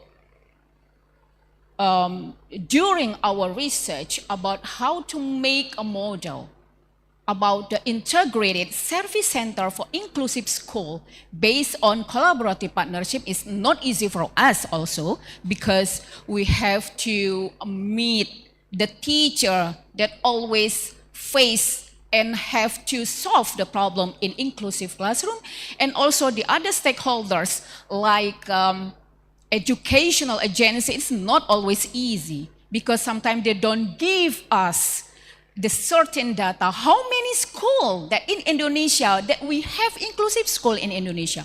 You know, how many schools? We don't know. They didn't know so about that. So sometimes it's very difficult. So just Prof. Nora told us about how to make the sustainable research. Sometimes we have a problem, how to collect the data, how to have a certain data about, for the example, inclusive school. We don't know because we don't have a big data about how many schools that establish the inclusive school in Indonesia. You know, we don't know sometimes because, you know, from the educational agency, they don't have a big data about that. That one of the difficulty for me, yes, of course, for our team, how to create this research, and then we have a good model for the integrated service center for inclusive education. So, oh, sorry. Okay, and also when we talk about the integrated service center, we talk about all students have equality in access to educational services. When we talk about how our students, how our children have equal access to inclusive school, sometimes when we think about the, you know, like 3T area, they don't have a good access to education. They don't have access to the inclusive school. So that one our problem when we think about how to make good access and equal in inclusive school. And then teachers receive a competency improvement program. So this is one we conducted the research because the teacher always have a problem how to increase their competency, including in an inclusive school. Inclusive schools receive ongoing mentoring program. In our previous research, we create a model about the mentoring program as a part of a mentoring or a part of educational and inclusive education in Indonesia. We make a model how to make a mentoring program as one of sustainable program for our inclusive school in the future. But sometimes, we face many problems about that, but we have to still move on about this, all the problem. Provision of facilities and infrastructure, this is a big gap in our inclusive school because not all or many schools in Indonesia still they have less of infrastructure and also facilities when we're talking about the inclusive education. Sometimes in the city, in a big city, such as in Jakarta, they have a lot of facilities, but sometimes in the eastern province in Indonesia, they don't have facilities and infrastructure for the inclusive schools. And then public awareness regarding the acceptance of inclusive education is still weak. For example, parents still thinking that if they have a child with disability, it's just like a shame with the parents. And then they don't have a good access to inclusive school because just like the community sometimes avoid or ignore the children with disability. So the awareness, public awareness in Indonesia is still low about that. Collaboration with all stakeholders, I think how collaboration would be make a good impact for the community, specifically in inclusive education, like psychologists, researchers, professors, teachers. I think that if they have a good collaboration in inclusive school, I think inclusive school in Indonesia, it must be a good quality, not only for ours as a researcher, but also for the teachers and also the students in Indonesia. Okay, this is the background why, and then we conducted the research last year. For the first one, the limited function of disability units. I do believe that each of the province, they have a disability unit. But sometimes it doesn't work. They don't have a good resources in the disability units. Sometimes it's just like a formality for the province that they have a disability unit, but they don't have resources such as the researchers and then psychologists and also involvement from the community. So it doesn't work for the disability unit in each of the province, and also limited human resources who have competence in inclusive education. For the example, when teachers have a problem in inclusive school about the instructional or interaction in their classroom, they don't know to whom they can tell this problem, because they don't have the psychologists, they don't have a good network to the university, for the example. In fact, the university is one of the organizations that produce the teacher candidate, right? And then in the future, there are being a teacher that they have to teach in inclusive school. As we know, university produce a lot of research about the inclusive education, including me, but sometimes I have yet to disseminate the product or output about the inclusive education to all the inclusive school in Indonesia. It's just like maybe first 1/3 from all of our inclusive schools. So sometimes it's like myself. I produce about the output for the inclusive education, but sometimes I have yet to disseminate about that. That's obligatory of our researcher, including me, how to make, how to create, how to increase the competency of resources, human resources in inclusive education.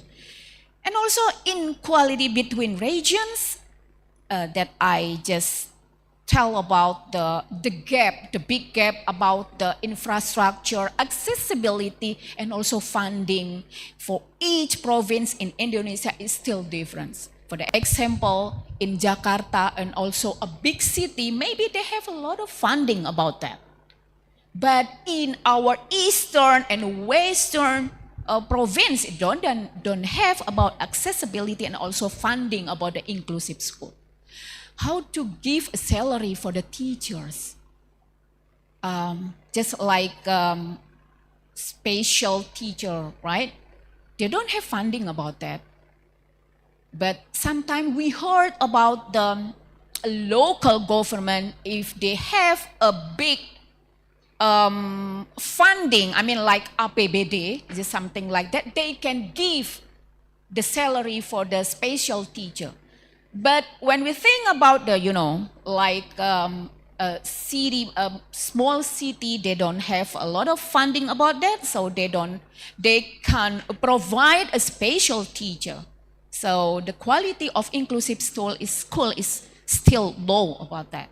And also lack of coordination and collaboration between stakeholders, including ministry, school, and communities.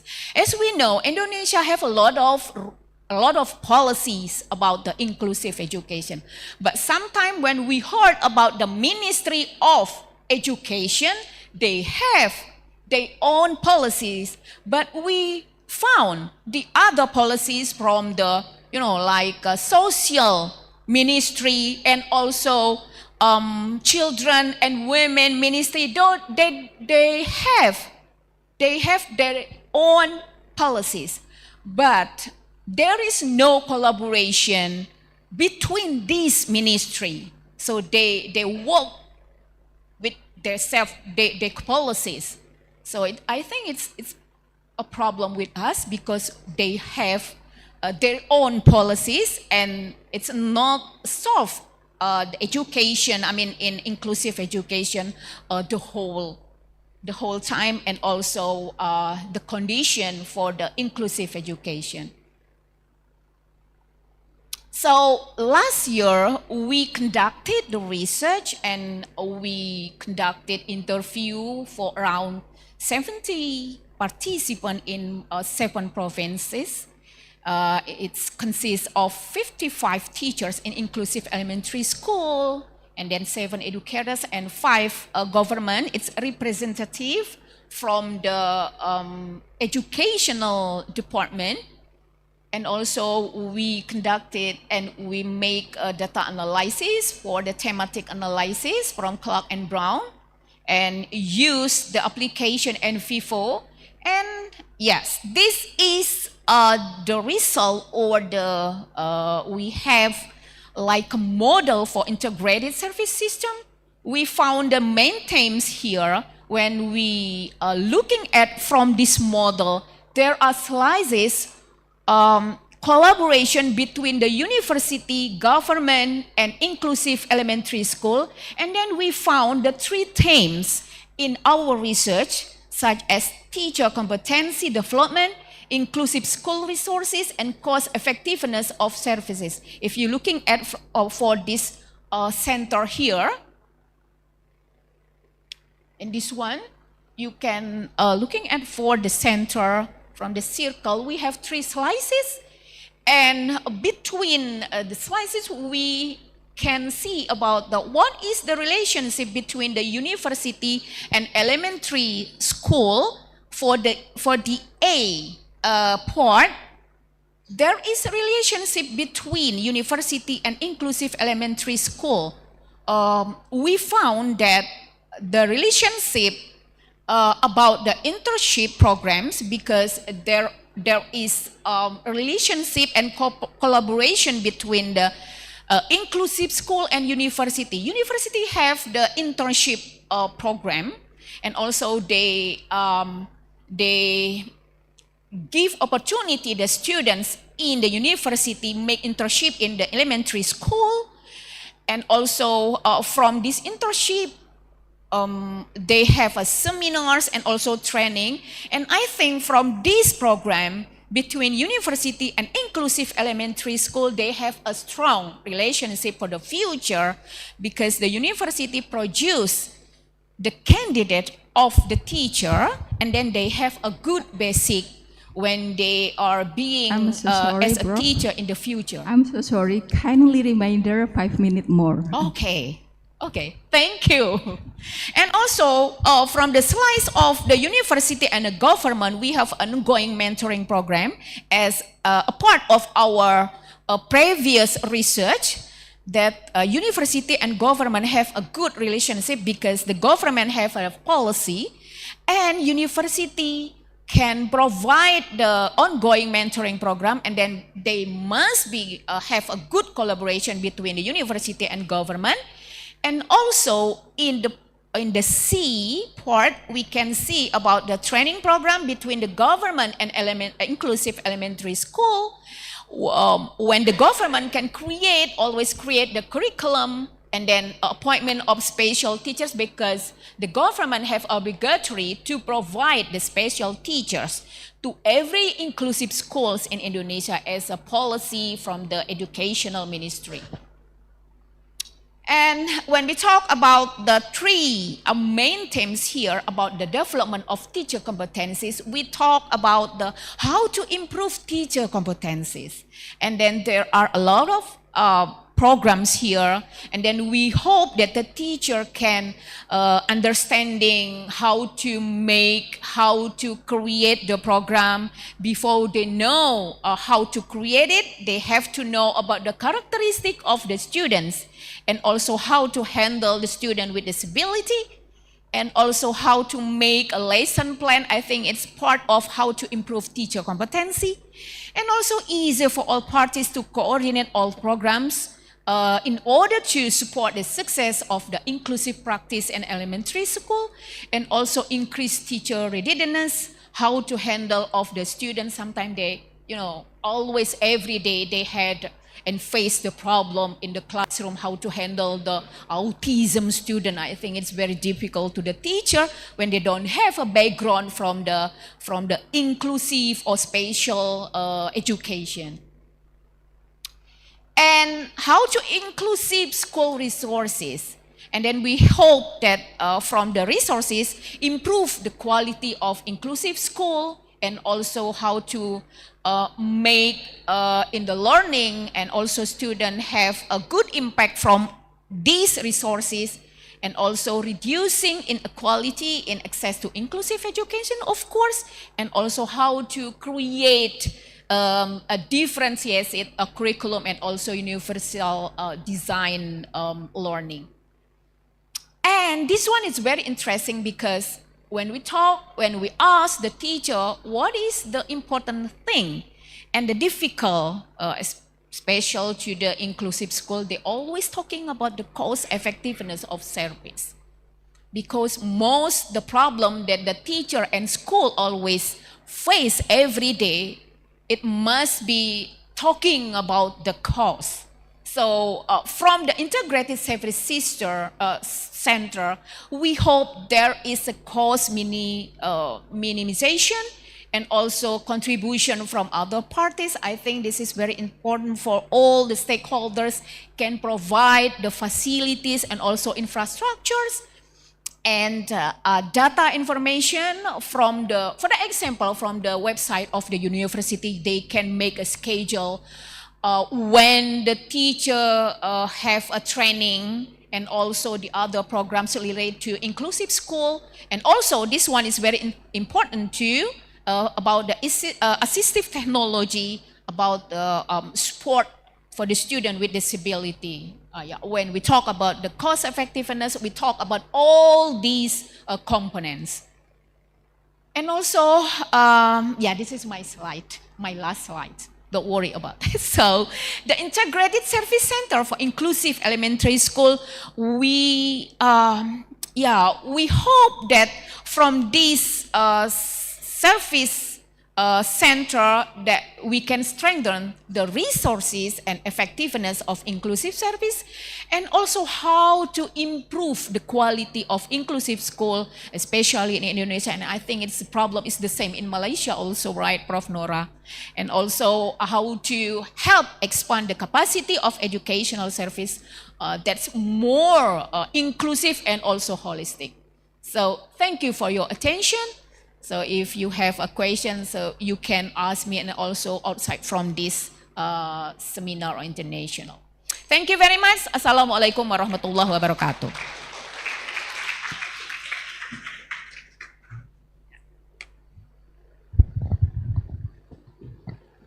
Thank you very much for your sharing insightful research paper.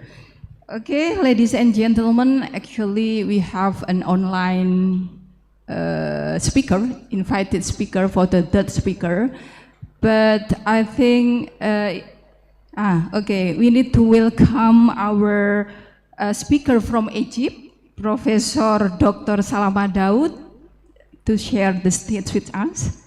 Please welcome.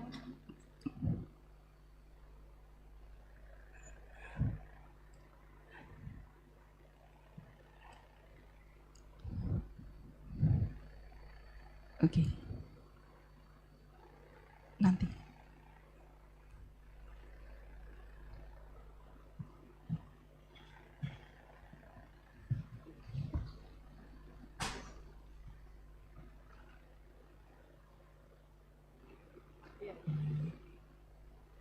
Based on the schedule, for the last or the final speakers. Okay. Okay, ladies and gentlemen, we have the speaker online. For the third speaker, we have Associate Professor Fatih Yusuf. Are you here with me, Professor? Associate Professor Dr. Fatih Yusuf from, from Turkey. From Turkey, Yunus, sorry. Associate Professor Dr. Fatih Yufus from Turkey. With the topic Enhancing Sustainable Education in English Language Teaching Through Research. Assalamualaikum, Professor Yusuf. Waalaikumsalam. Okay. So, am I audible? Okay, I will introduce you by reading your brief curriculum vitae first. Okay, Professor Yafus, PhD, has been Associate Professor Doctor in English Language and Literature Department at Madunya University, Turkey. And over the years, he has had a lot of experiences in the field of English language education, having worked at both private language courses and government universities. And his expertise span across a wide spectrum, emphasizing instruction for students of all levels, that is from college student or university student and school actually. And in addition to this teaching experience, he has had the privilege of sharing his knowledge both with pre-service and in-service teachers, and he has conducted lectures on various aspects of English language teaching, including effective pedagogical method and integration of technology into English language teaching. So he is experienced educator, absolutely, and profession teacher trainer in the field of English language teaching. In his academic life, he has supervised 12 master theses, authored some articles, contributed to some conference proceeding, and then currently he holds the position of English preparatory classes and Erasmus coordinator and the head of English language and literature at Department of Madunya University. Okay, Professor Professor Fatih Yafuz, the screen is yours. Thank you. Bismillahirrahmanirrahim. Assalamu alaikum from Turkey to everybody there. Elhamdülillahi Rabbil Alemin. Ve salatu ve selamu ala Resulüne Muhammedin ve ala alihi ve ashabi ecma'in. Salli ala Resulüne Muhammed. Sübhaneke la ilme lena la ma illa ma allamtena inneke entel alimul habir. Rabbi şahli sadri ve yessirli emri ve ehlil uğdeten min lisanli yefqa fil kavli ve üfvevidu emre ilallahi innallahi basirun bil ibad. Dear, let me share my presentation with you first. Yes.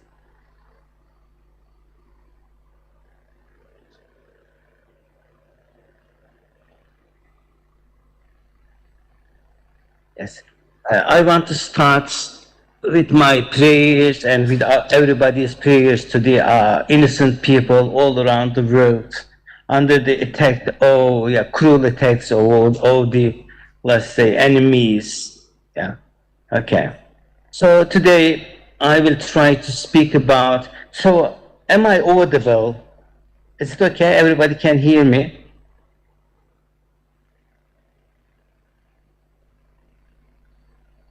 I hope you all hear me. There's not an answer. Okay. Okay. My topic is enhancing sustainable education in English language teaching through research. Yeah. Okay. And I will try to keep it short, as I know this is a very early time in Turkey, yes, and I don't want to take too much time of yours. Instead of taking a specific, let's say, research, I try to, let's say, talk about the general descriptive terms of the subject. Okay, the temporary, let's say, the contemporary global word is describe pushing challenges that impose reimagining of education paradigms to address environmental crises, social injustices, and economic disparities. Yes, within the domain of English language teaching, sustainable education has emerged as a critical framework for fostering practices that are not only pedagogically sound, but also environmentally responsible, socially equitable, and economically feasible. So, sustainable education in ELT seeks to equip learners with linguistic competencies, also educating their capacity, and perhaps awakening their conscience about the issues and reaching the objectives for the let's say sustainable development in education. And connected with the rise of sustainable education is the advent of artificial intelligence. We know what it is, and the neurolinguistic processing and the machine learning. And artificial intelligence has given a rise to ELT by offering tools that personalize learning experiences, automate the pedagogical task, and enhance learner engagements. Okay. However, we have some threats caused by the artificial intelligence. Okay, and these challenges should be, considered, shouldn't be included into the, let's say, research to use the most of artificial intelligence. Okay, today what I'm going to do is try to provide an explanation of research and artificial intelligence can be collaboratively help sustainable education in ELT, and I will give the let's say the concepts and then the theoretical framework, and later I will try to examine the role of research and artificial intelligence in domains such as curriculum design, teacher professional development, digital technology integration, and community engagement. Okay. But I'm not planning to take much of your time, yes.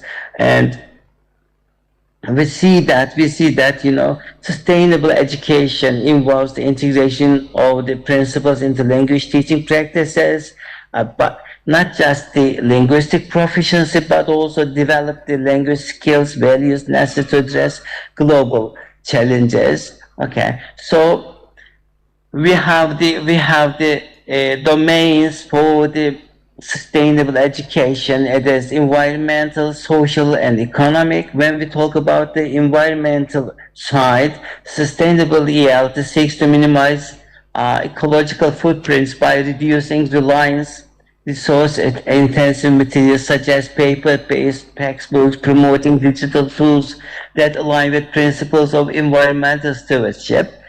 Socially sustainable ELT fosters inclusivity, cultural sensitivity, and equity by addressing issues such as cultural diversity and social injustice or social justice within the language education. And economically sustainable education, and ELT, let's say, ensures that pedagogical practices are cost-effective, accessible, and adaptable to diverse contexts, particularly in low-resource settings where financial constraints often limit in educational opportunities, as mentioned before me, and theoretical frameworks provide a strong foundation for understanding and implementing sustainable education in ELT, and ecolinguistics examines the interplay between language and the environment. And by integrating the ecolinguistic principles, ELT can raise learners' awareness of environmental issues through language, such as incorporating vocabulary or the, let's say, thematic issues into the curricula.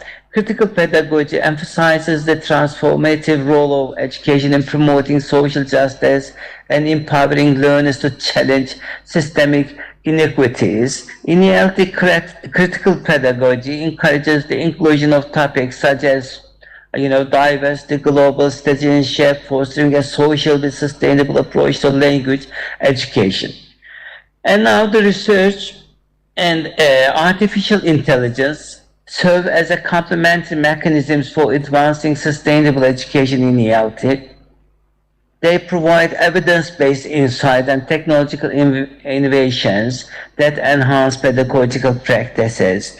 Their roles are in 4 key domains, as I told before: curriculum design, teacher professional development, digital technology integration, and community engagement. Yes, the curriculum I'm going to summarize because I know I have to respect your time. Yes, we have to design a curriculum that includes the sustainable part and the artificial intelligence part and the technology part, but not ignoring, but not neglecting the traditional way of teaching. Perhaps blending both of them may be the most effective side of teaching, And apart from the let's say practices, we should also include the sustainable part into the ELT. We can create platforms to highlight the sustainability related content, like the carbon footprint or renewable energy, and also we can create a kind of constructivist learning, or we can integrate the constructivist learning into the let's say syllabus, as Wygotsky's zone of proximal development, so that the students can renew themselves by let's say learning the sustainable side of the let's say education and integrating it. Yes. Also, we can use the artificial intelligence and the already existing technological programs now are equipped with the artificial intelligence, and we can reflect, we can use more, or we can get more of those programs by getting the artificial intelligence. Okay, as everybody remembers, the virtual reality platforms like the Google Glasses, now are supported by the artificial intelligence, and we can get more help from them into our classrooms, making more possible for the situations where students cannot really be. Yeah. In fact, now we are using the what's the benefit of technology, taking me to Indonesia from Turkey to let's say have a chance to talk to you. Okay. And also the teacher professional development is important. What we should do, there's an English proverb, as everybody knows, you can't teach your old dog new tricks. If we take the metaphor away, we all know that the teacher education programs should always be let's say remodeled. They should be updated to include the teachers for the challenges, for the innovations in technology or in any kind of approaches. So we should try to let's say train the teachers, the current teachers, existing teachers, or the teachers for the next year, let's say time, to be equipped with what we aim as the sustainable education, as technology, and the research can, let's say, include the training or include the results of the teacher training programs and the student-teacher interactions and the syllabus design. Okay, so the reflective practice can help, us to gain, the let's say more experiences about the teacher, let's say problems, or integrating or let's say creating better curriculums for in service and pre-service and in-service teacher training programs.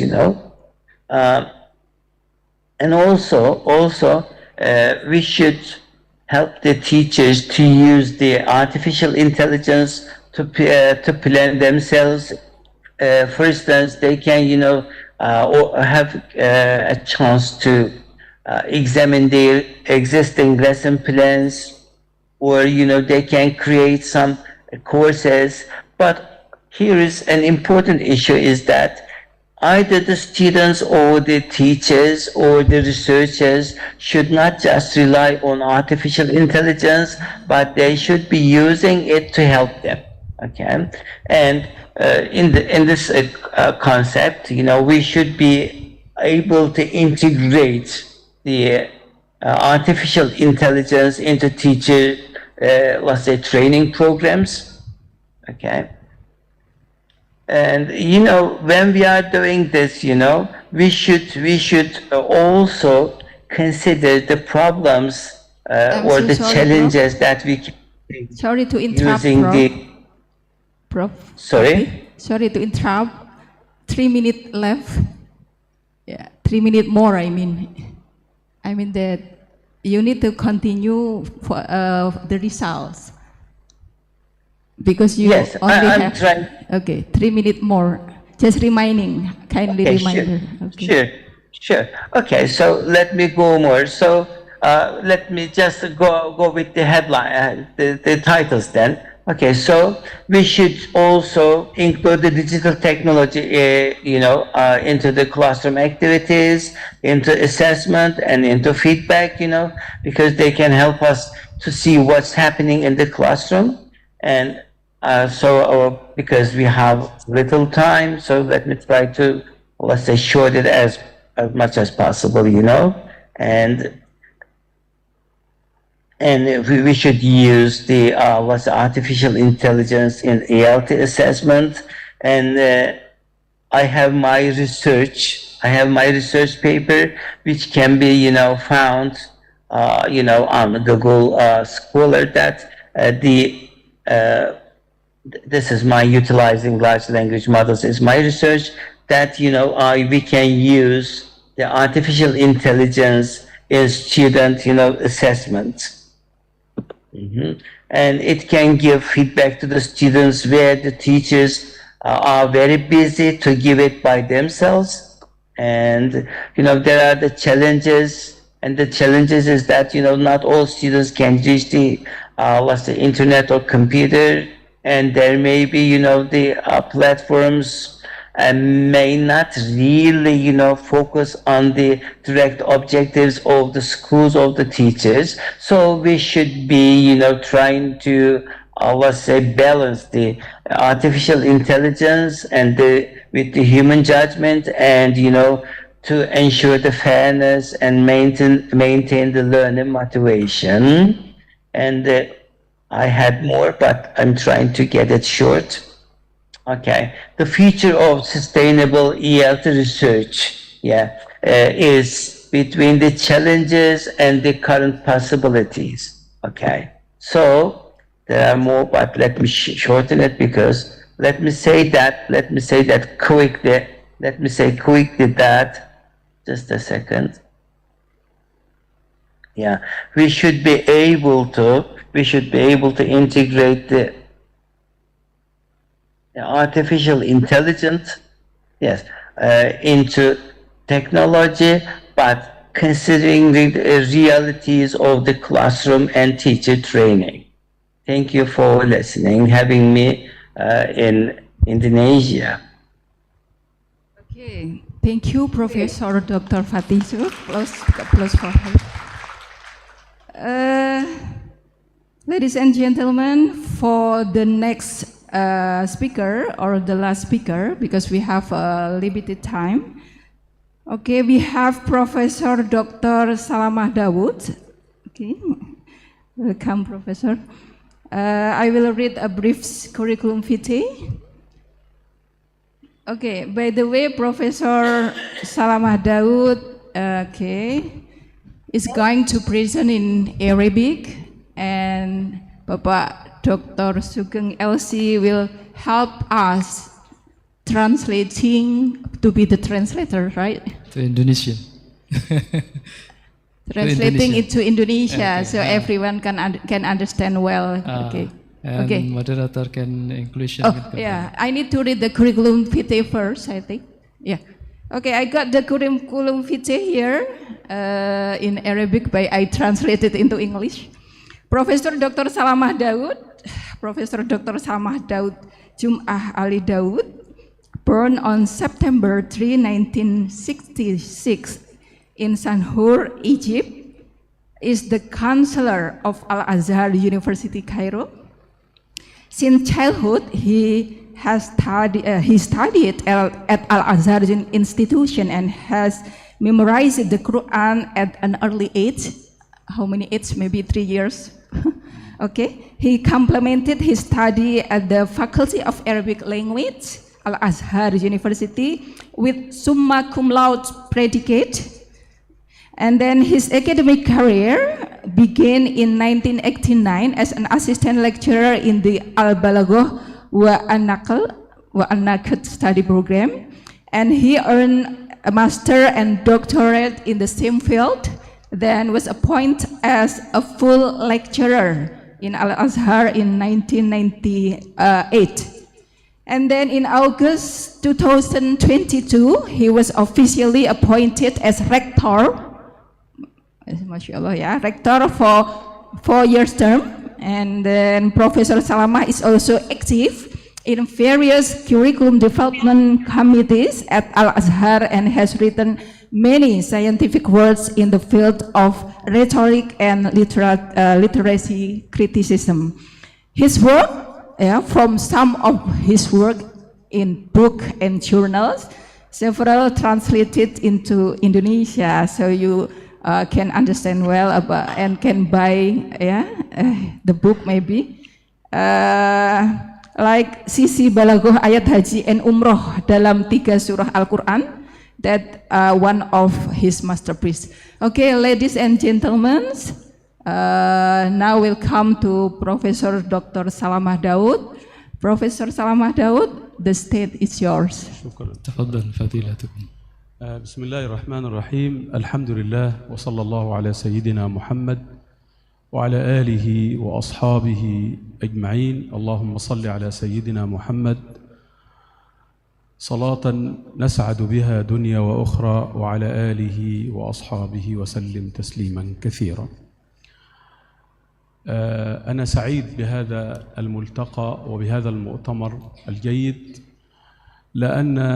واسمحوا لي في البداية أن أشكر القائمين على هذا المؤتمر وعلى هذه الدعوة الكريمة لألقي كلمة، وإن كانت السعادة المقدمة أخذت في التقديم بأكثر من الوقت الذي سأتكلمه، والناس بحاجة إلى الكلمة التي تنفعهم أكثر من الألقاب والمناصب وما شابه ذلك، فأنا أشكرها أولا وأعتذر عن إطالة التقديم في حقي لأني لا أستحق ذلك.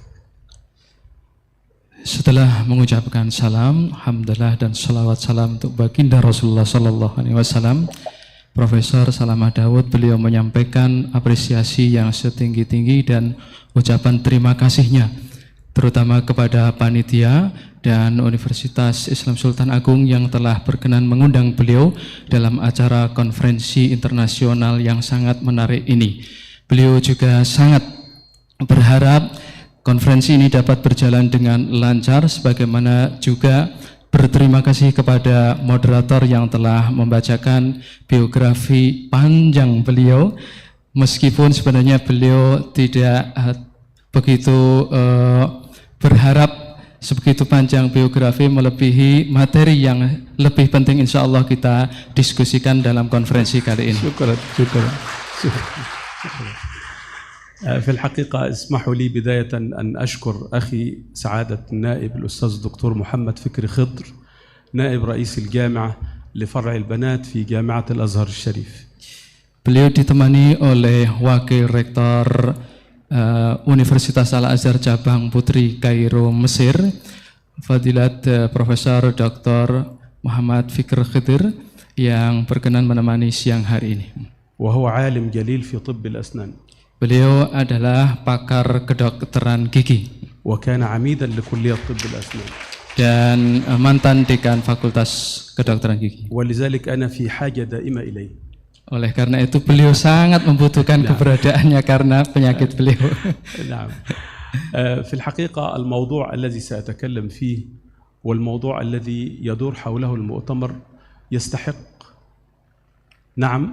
يستحق أن تعقد حوله ليس مؤتمرا واحدا وإنما مؤتمرات لا تنتهي إلى أن تقوم الساعة. Tema yang diangkat dalam konferensi ini sepatutnya tidak hanya dibicarakan dalam satu kali konferensi saja, namun tema yang sangat berkelanjutan hingga hari kiamat karena berkaitan dengan sumber daya kemanusiaan. لأن الحديث عن العلم ومن امتلك العلم امتلك القوة وامتلك التقدم وامتلك أسباب الحياة، ومن تخلف في العلم تخلف عن ذلك كله. Kenapa? Karena yang menguasai ilmu pasti akan menguasai otoritas, kewenangan, dan seluruh power, kekuatan di dunia ini. Barang siapa yang tidak menguasai ilmu, maka pasti akan terbelakang atau tertinggal. وقد جئتكم من الأزهر الشريف الذي يسند ظهره لأكثر من 1085 عاما مضت من عمر الزمن. Kami datang dari Universitas Al-Azhar yang telah berdiri sejak 1085 tahun dalam kerangka untuk membangun kerangka dan menara keilmuan. وما من بلد في العالم إلا وفيه عالم أزهري أو من تعلم على عالم أزهري. Kami bersyukur di seluruh negara di dunia ini tidak ada satupun kecuali di sana pasti ada alumni atau pakar dari Al-Azhar. حسبي في البداية أن أقرأ قول الله تعالى اقرأ باسم ربك الذي خلق الإنسان من علق اقرأ وربك الأكرم الذي علم بالقلم علم الإنسان ما لم يعلم. وكانت هذه الآيات هي أول النور الذي نزل على قلب النبي صلى الله عليه وسلم. Sebagaimana yang beliau sebutkan, surat Al-Alaq ayat 1 hingga 5 sebagai wahyu yang pertama, merupakan cahaya pertama tentang keilmuan yang disampaikan kepada baginda Nabi Muhammad SAW. وإذا تأملنا فيها سنجد أن الله قال اقرأ أولا ثم ذكر خلق الإنسان ثم بعد خلق الإنسان قال مرة ثانية اقرأ، فجعل خلق الإنسان أمامه الأمر بالقراءة وخلفه الأمر بالقراءة ليعيش الإنسان مع العلم والتعليم والقراءة من بداية حياته إلى نهاية حياته. Dari ayat-ayat tersebut mari kita perhatikan, diawali dengan perintah membaca, diikuti dengan ayat penciptaan manusia, dan dilanjutkan kembali dengan perintah membaca. Artinya apa? Kita diarahkan selalu untuk menghiasi kehidupan manusia kita itu dengan ilmu, pembelajaran, dan kembali ilmu serta pembelajarannya. ولذلك العلماء يقولون العلم لا يعطيك بعضه إلا إذا أعطيته كلك فإن أعطيته بعضك لم يعطيك شيئا. Oleh karena itu para ulama kita berpesan, ilmu itu harus kita berikan haknya secara totalitas. Kalau kita hanya memberikan sebagian dari milik kita untuk ilmu, maka ilmu pun juga akan memberikan sedikit saja untuk kita. من آفات عالمنا في طلب العلم أنه يطلب العلم كأنه أمر ثانوي ليس لا يتفرغ له ولا يعطيه كل اهتمامه، والعلم لا بد أن تعطيه كل اهتمامك، فإذا أعطيته بعض اهتمامك لم تأخذ منه شيئا. Di antara problematika pembelajaran dan pendidikan kita adalah manakala sivitas akademik kita hanya memberikan sebagian konsentrasinya terhadap ilmu, sehingga ilmu pun tidak dapat memberikan kembali feedbacknya kepada kita secara totalitas. ولذلك لم يكن علماؤنا في تراثنا العربي والحضاري والإسلامي بهذه المنزلة إلا لأنهم عكفوا على العلم وفرغوا حياتهم للعلم وقدموا أعمارهم للعلم. كان أبو حامد الغزالي أمه وهبته للعلم فقالت يا بني أنا وهبتك للعلم وأقوم عليك بمغزلي، يعني تنفق عليه من الغزل الذي تصنعه حتى يتفرغ للعلم. Dalam sejarah peradaban keilmuan kita, demikianlah para ilmuwan muslim mencurahkan seluruh jiwa raga kehidupan mereka dalam rangka untuk keilmuan, sebagaimana yang dicontohkan oleh seorang ibunda Imam Abu Hamid Al-Ghazali saat beliau berpesan kepada sang anak, wahai anakku, aku telah curahkan seluruh harta kekayaanku untukmu dalam rangka keilmuanmu, maka infakkanlah, gunakanlah seluruh apa yang engkau hasilkan dalam rangka pengetahuan atau ilmu. ونعود إلى الآية مرة ثانية، آيات سورة العلق، سنجد أن الله يقول اقرأ وربك الأكرم. الأكرم بهذه صيغة التفضيل لم تذكر في القرآن الكريم كله إلا في هذه الآية. الكريم من أسمائه سبحانه ذكرت في القرآن كثيرا، يا أيها الإنسان ما غرك بربك الكريم. أما الأكرم فلم تذكر إلا هنا ليقول لنا إن عطاء العلم حين يعطيك الله العلم فقد أعطاك أكرم عطاء. Kembali kepada surat Al-Alaq, kita temukan lafal Al-Akram dalam bahasa kita menunjukkan makna yang paling atau kesempurnaan mutlak. Hal ini menunjukkan bahwasanya siapapun yang memberikan hak ilmu dengan totalitas, maka saat itulah ilmu akan berbalik memberikan apa yang kita harapkan lebih dari yang kita perkirakan. وأنا الآن سأتحدث عن حجر الزاوية وعن عمود الخيمة وعن الركن المهم الذي ينبغي أن تقوم عليه الحياة العلمية في جامعاتنا ومدارسنا ومعاهدنا وفي كل مؤسساتنا التعليمية. Saya akan menyampaikan satu pondasi yang sangat penting sekali dan paling asasi dalam kerangka membangun lembaga dan instansi pendidikan secara umum. هذا الركن هو إنتاج المعرفة. إنتاج المعرفة يعني هذه جامعة. قل لي كم براءة علمية وكم ابتكارا علميا وصلت إليه هذه الجامعة بأساتذتها وعلمائها وباحثيها، أقول لك مكانة هذه الجامعة. Pondasi keilmuan yang beliau maksud adalah produksi pengetahuan atau karya ilmiah. Berapa karya ilmiah, penelitian yang dihasilkan oleh sebuah perguruan tinggi yang menunjukkan kreativitas dan inovasi para sivitas akademikanya. فليست العبرة بكثرة العدد، وإنما العبرة بالعقول الفذة المتميزة التي تصل إلى ابتكارات جديدة. Berkaitan dengan jumlah atau kualitas, yang paling penting tentunya adalah kualitas sebuah karya ilmiah atau hasil penelitian merupakan hal yang perlu dipertimbangkan lebih penting daripada sekedar jumlah. نشكو من المستوى العلمي ومستوى البحث العلمي وتدهور التعليم وتدهور البحث العلمي، وفي الحقيقة العلاج الصحيح هو أن ندخل العلم والتعليم من باب إنتاج المعرفة. Kita menghadapi persoalan di lapangan bagaimana hasil-hasil penelitian karya ilmiah yang sangat lemah dalam hal kualitas, kemudian berimpak atau berdampak kepada kualitas pembelajaran dan hal-hal yang terkait dengan pendidikan secara umum, kembali kepada hasil karya ilmiah dan penelitian tersebut.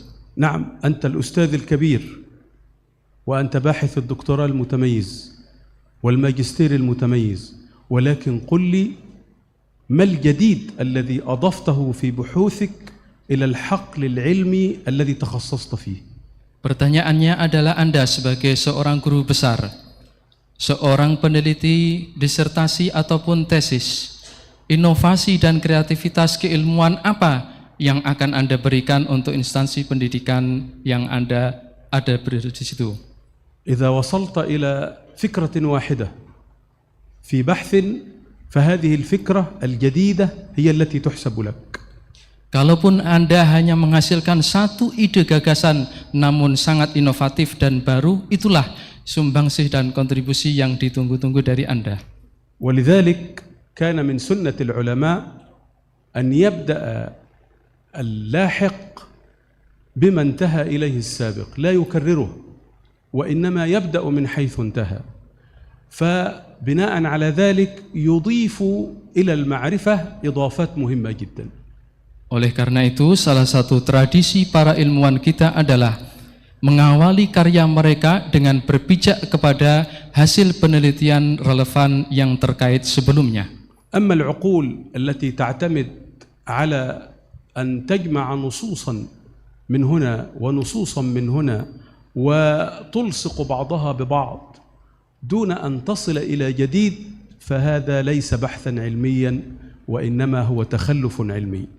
Adapun sebuah kesimpulan yang hanya berdasarkan kutipan dari sini ataupun sana tanpa ada sesuatu novelty yang baru, maka perlu kita pikirkan kembali apakah itu yang kita harapkan. في الحقيقة طلب العلم ليس له سن، في أي وقت أطلب العلم، حتى ولو وصلت إلى 40 أو 50 أطلب العلم. كان الإمام الكسائي كان راعيا للغنم وحتى وصل إلى سن 40، ثم سمع امرأة تبعث بابنها إلى الكتاب ليحفظ القرآن الكريم ويحفظ العلم، فقالت له: يا ولدي اقرأ جيدا واحفظ جيدا حتى لا تكون جاهلا مثل هذا الراعي. فقال الكسائي: أأصبح يضرب بالمثل في الجهل؟ لأطلبن العلم، فطلب العلم فأصبح عالما كبيرا وإماما في اللغة وإماما في قراءات القرآن الكريم. Mencari ilmu tidak terbatas dengan usia berapapun. Terkisah dari seorang alim ulama yang bernama Al-Kisai, hingga usia 40 tahun beliau saat itu masih menggembala kambing. Suatu hari datang seorang ibu membawa anaknya yang akan mengantarkan anak tersebut ke taman pendidikan Al-Quran untuk belajar Al-Quran dan ilmu-ilmu yang lain.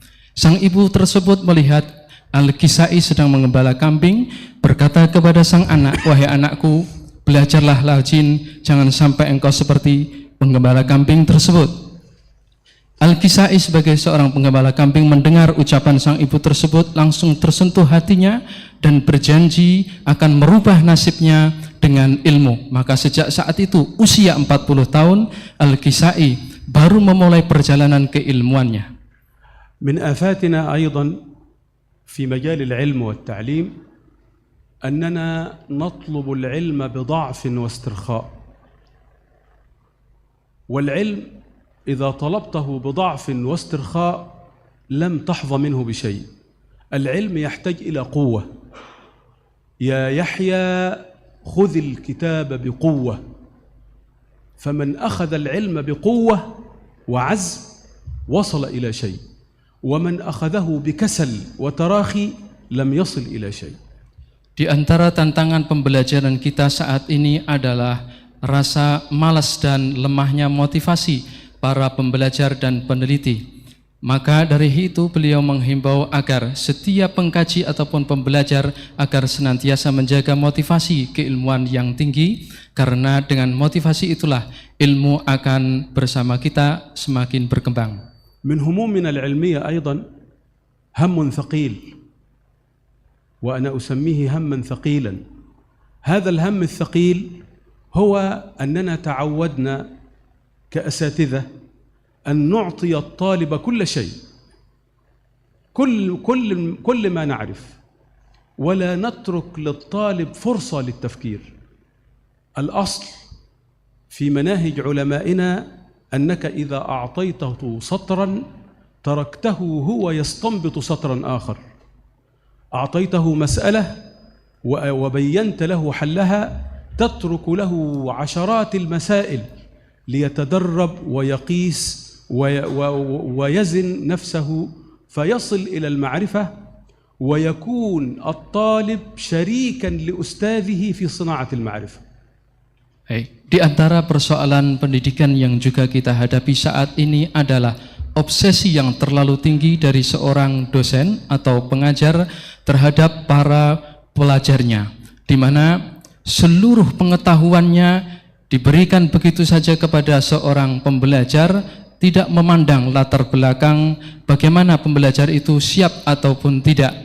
Dampaknya adalah tidak adanya produktivitas keilmuan yang benar-benar matang baik dari seorang dosen, pengajar ataupun pembelajar. من آفاتنا في المعرفة وفي العلم أننا أصبحنا نتنافس في كم كتابا قرأت. هذا يقول أنا قرأت 100 كتاب، وهذا يقول قرأت 1000 كتاب، وهذا يقول قرأت 2000 كتاب. وهذا شيء حسن، نعم هو حسن، كثرة القراءة أمر حسن، ولكن الأحسن منه أن تقول لي ماذا فتح هذا الكتاب في نفسك؟ ما الموضوعات التي أثارها هذا الكتاب في نفسك؟ ولذلك كان العلماء يقولون لأن تقرأ كتابا واحدا 20 مرة خير من أن تقرأ 20 كتابا. Di antara persoalan pendidikan kita adalah pandangan membaca lebih banyak itu lebih baik. Hal ini keliru karena tradisi keilmuan para ilmuwan ulama-ulama kita adalah ketika Anda menguasai 20 buku itu lebih baik daripada Anda harus membaca ribuan atau ratusan buku yang tidak Anda pahami dengan berbagai macam kesimpulannya. وكأننا نقيس القراءة على السرعة، فأفضل الناس في زماننا من يقرأ آلاف الكتب أفضل ممن قرأ كتابا واحدا. ليس هذا منهجا سليما، ولذلك الذي يقرأ الكتاب 20 مرة، الكتاب الواحد يقرأه 20 مرة، يستنبط منه أكثر ويفتح فيه آفاق جديدة في المعرفة. ولذلك كان المزني وهو تلميذ الشافعي كان يقول: قرأت كتاب الرسالة للإمام الشافعي 500 مرة، وكل مرة يصل فيها إلى جديد. Baik, standar keilmuan terbaik itu bukan banyaknya bacaan. Saat ini itu yang kita hadapi, orang menganggap ribuan bacaan adalah yang terbaik. Kita melihat ilmuwan kita Al-Muzani sebagai murid Imam Syafi'i membaca kitab Ar-Risalah, Al-Imam Muzani membaca kitabnya Imam Syafi'i sebanyak 350-an kali, satu kitab saja, dan dengan itu beliau menghasilkan produktivitas keilmuan yang tinggi. هذا شيء غير معقول.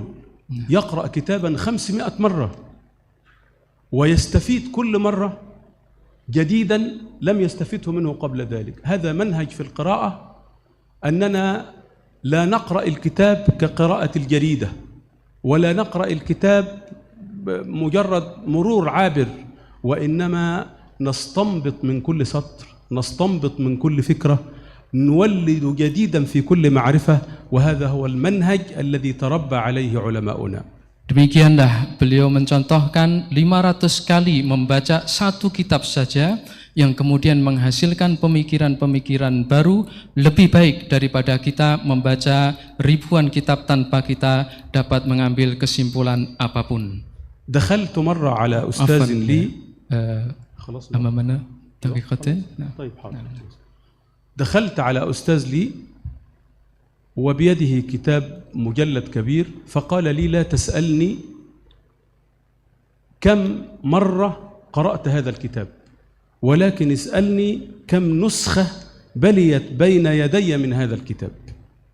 Ya, beliau mengisahkan suatu hari beliau menemui salah satu guru beliau sedang membaca satu jilid kitab.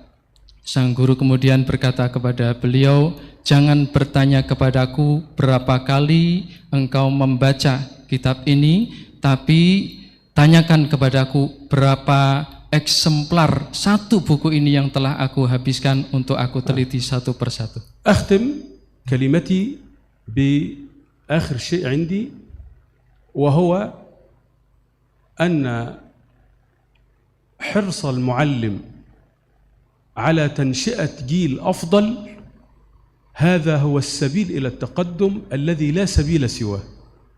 ولذلك كانوا يقولون: إذا نشأنا جيلا، الجيل الجديد أضعف من مستوانا فقد حكمنا على الزمن بالتخلف، وإذا نشأناه في نفس مستوانا فقد حكمنا على الزمن بالتوقف، فلا مفر من أن الجيل الجديد الذي ننشئه يكون أفضل منا. شكرا لكم. السلام عليكم ورحمة الله. Waalaikumsalam warahmatullahi wabarakatuh. Sebagai kesimpulan, beliau menyampaikan bahwasanya salah satu indikator keberhasilan seorang guru atau dosen adalah manakala mampu mencetak murid dan mahasiswa yang lebih baik daripada standar keilmuan sang dosen atau guru tersebut. Terima kasih.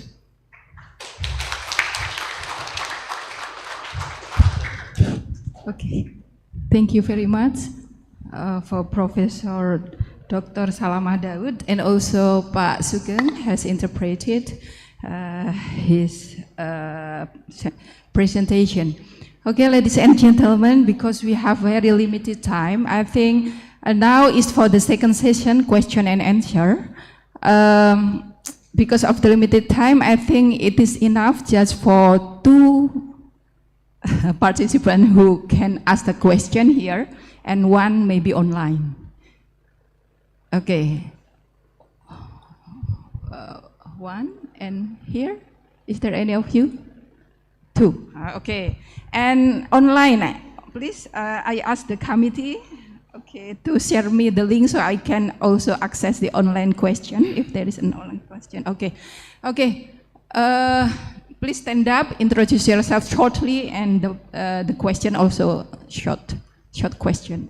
Short, I mean that without too many explanation.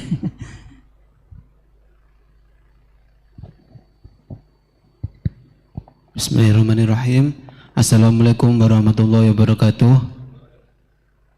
My name is Makursiksan Maskuri Huda, student of the Faculty of Islamic Studies. Astadin visual li Dr. Salamah Daud. Kaifa an-nidham at-ta'limi fi Jami'atil Azhar fi muwajahah at-taqaddam at-teknologi. Terima kasih. Wassalamualaikum warahmatullahi wabarakatuh. كيف نظام تعليم في جامعة الأزهر في مواجهة التقدمات التكنولوجية؟ إلى فضيلة رئيس الجامعة فليتفضل. والله هو سأل سؤالا مهما. Pertanyaan yang sangat penting ya. لأن من امتلك تترجم يا سوجاي؟ حاضر. نعم. لأن من امتلك أسباب المعرفة والتقدم امتلك التكنولوجيا وامتلك القوة. الآن تتنافس الدول في التقدم العسكري وفي التقدم الفيزياء والكيمياء وكان الشيخ الغزالي رحمه الله يقول إن درسا في الكيمياء عبادة خاشعة لله. Beliau memberikan pengantar bahwasanya faktor-faktor yang menyebabkan kebangkitan keilmuan dan pengetahuan itulah yang menyebabkan negara-negara besar dikdaya berkuasa, dan demikianlah para ilmuwan kita seperti Imam Ghazali dalam hal kimia. عندنا 4 كليات علوم في جامعة الأزهر، 4 كليات علوم، كليتان للبنين وكليتان للبنات، كليتان للبنين في القاهرة وكليتان للبنين والبنات في أسيوط. يعني عندنا كلية علوم بنين في القاهرة، علوم بنات في القاهرة، كلية علوم بنين في أسيوط، كلية علوم بنات في أسيوط، 4 كليات للعلوم. تصنيف ستانفورد الدولي حصدنا فيه في العام الأخير حصدنا فيه 42% من أفضل علماء، من أفضل 2% من علماء العالم. عندنا 42 عضو هيئة تدريس من أفضل 2% من علماء العالم. Beliau menyampaikan salah satu strategi Universitas Al-Azhar dalam bidang pengetahuan adalah membuka 4 fakultas sains terbaru, 2 untuk putra di Kairo dan putri, dan di kota Asyut 2 fakultas, di mana para pakar-pakar sains itu berkontribusi di tingkat dunia sebanyak 2% dengan keanggotaan berjumlah 42 pakar sains dunia. جامعة الأزهر الآن فيها 100 كلية، وليس هناك جامعة على وجه الأرض فيها 100 كلية إلا جامعة الأزهر. Di Al-Azhar ada 100 fakultas, dan di dunia ini tidak ada universitas selain Al-Azhar yang memiliki 100 fakultas. إن شاء الله. وطبعا يعني الجامعة تفتح ذراعيها للجميع، وتقريبا جامعة الأزهر فيها 30,000 طالب وافد من 140 دولة. نصف 30,000 من طلاب إندونيسيا، 15,000 طالب إندونيسي في جامعة الأزهر، حتى قال فضيلة الإمام الأكبر الأستاذ الدكتور أحمد الطيب شيخ الأزهر هذا غزو لإندونيسيا للقاهرة لمصر. Al-Azhar senantiasa terbuka untuk siapapun dari berbagai penjuru dunia. Saat ini ada 30.000 pelajar dan mahasiswa dunia dari berbagai negara, setengahnya adalah dari Indonesia. ومستعدون أن نأخذ بدل ال15 30,000 من إندونيسيا، ليس عندنا مشكلة.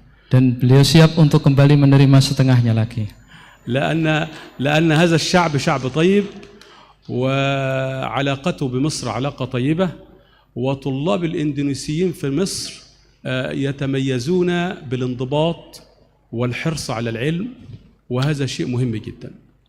Beliau menyampaikan bahwasanya Al-Azhar akan senantiasa menyambut dengan baik apapun bentuk kerjasama dengan Indonesia karena hubungannya bilateral yang sangat kuat, dan demikianlah keilmuan di Al-Azhar menjadi salah satu pilar hubungan tersebut. ابننا يسأل البرامج الجديدة في الجامعة والأشياء الجديدة المتطورة في الجامعة، وأنا اسمح لي أن أقول له إن مثلا عندنا برامج في الجامعة لا توجد إلا فيها، يعني ندرس الشريعة الإسلامية وعلوم الإسلام بأكثر من 13 لغة على مستوى العالم. يعني عندنا الدراسات الإسلامية بالإنجليزي والفرنساوي والألماني والأسباني والصيني والياباني، كل هذه اللغات يتعلم فيها الطلاب دراسة الإسلام والشريعة وعلوم الإسلام بهذه اللغات 13 لغة. نعم. Berkaitan dengan perkembangan teknologi, Universitas Al-Azhar mempersiapkan program-program pembelajaran dengan 13 bahasa internasional yang tidak barangkali dijumpai di universitas yang lain. نعطي الطالب في الطب ما لا يأخذه في جميع كليات الطب على مستوى العالم. نعطيه مادة اسمها الفقه يدرس فيها الأحكام الطبية المستجدة في هذا الزمان. يعني مثلا يدرس أحكام الشريعة في أطفال الأنابيب، في الحقن المجهري، في السكتة الدماغية، في موت جذع المخ، في بنوك ألبان الأطفال، في حكم الشريعة، في كذا، في الأمور العصرية التي لا بد أن يكون الطبيب المسلم ملما بها. Di Fakultas Kedokteran, para mahasiswa diwajibkan belajar mata kuliah fikih dengan persoalan-persoalan kontemporernya, seperti yang beliau sebutkan, diantaranya adalah persoalan pandangan fikih terhadap bayi tabung, kemudian penyakit-penyakit stroke, dan hal-hal yang berkaitan dengan problematika fikih kontemporer, semuanya harus dikuasai oleh seorang dokter Al-Azhar. وإن شاء الله العام القادم سنبدأ بكليتين للذكاء الاصطناعي ونبدأ بكلية للآثار والتراث الإسلامي. Tahun depan akan dibuka fakultas baru, yaitu fakultas AI, dan berikutnya akan dibuka kembali fakultas tentang keilmuan literatur Islam yang lain. وإن شاء الله نعطي منح في هذه الكليات بإذن الله. Dan beliau menyiapkan untuk para pelajar asing adalah beasiswa terbuka. وعسى أن يكون منها من طلاب إندونيسيا. Barangkali ada yang berkenan untuk bekerja sama.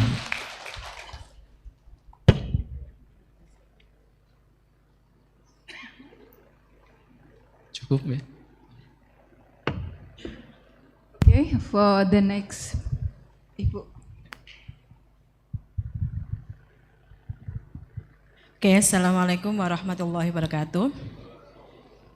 My name Alfi Laila. I am from UNP PGRI Kediri, East Java. My question special for me, Prof. Rasmitadillah. Okay. Inclusive school versus inclusive student is important problem in Indonesia. Actually, I want to ask by English, but I worry if Mr. Rasmitadillah not understand well what I mean. I ask by Indonesian, never mind. Okay, thank you.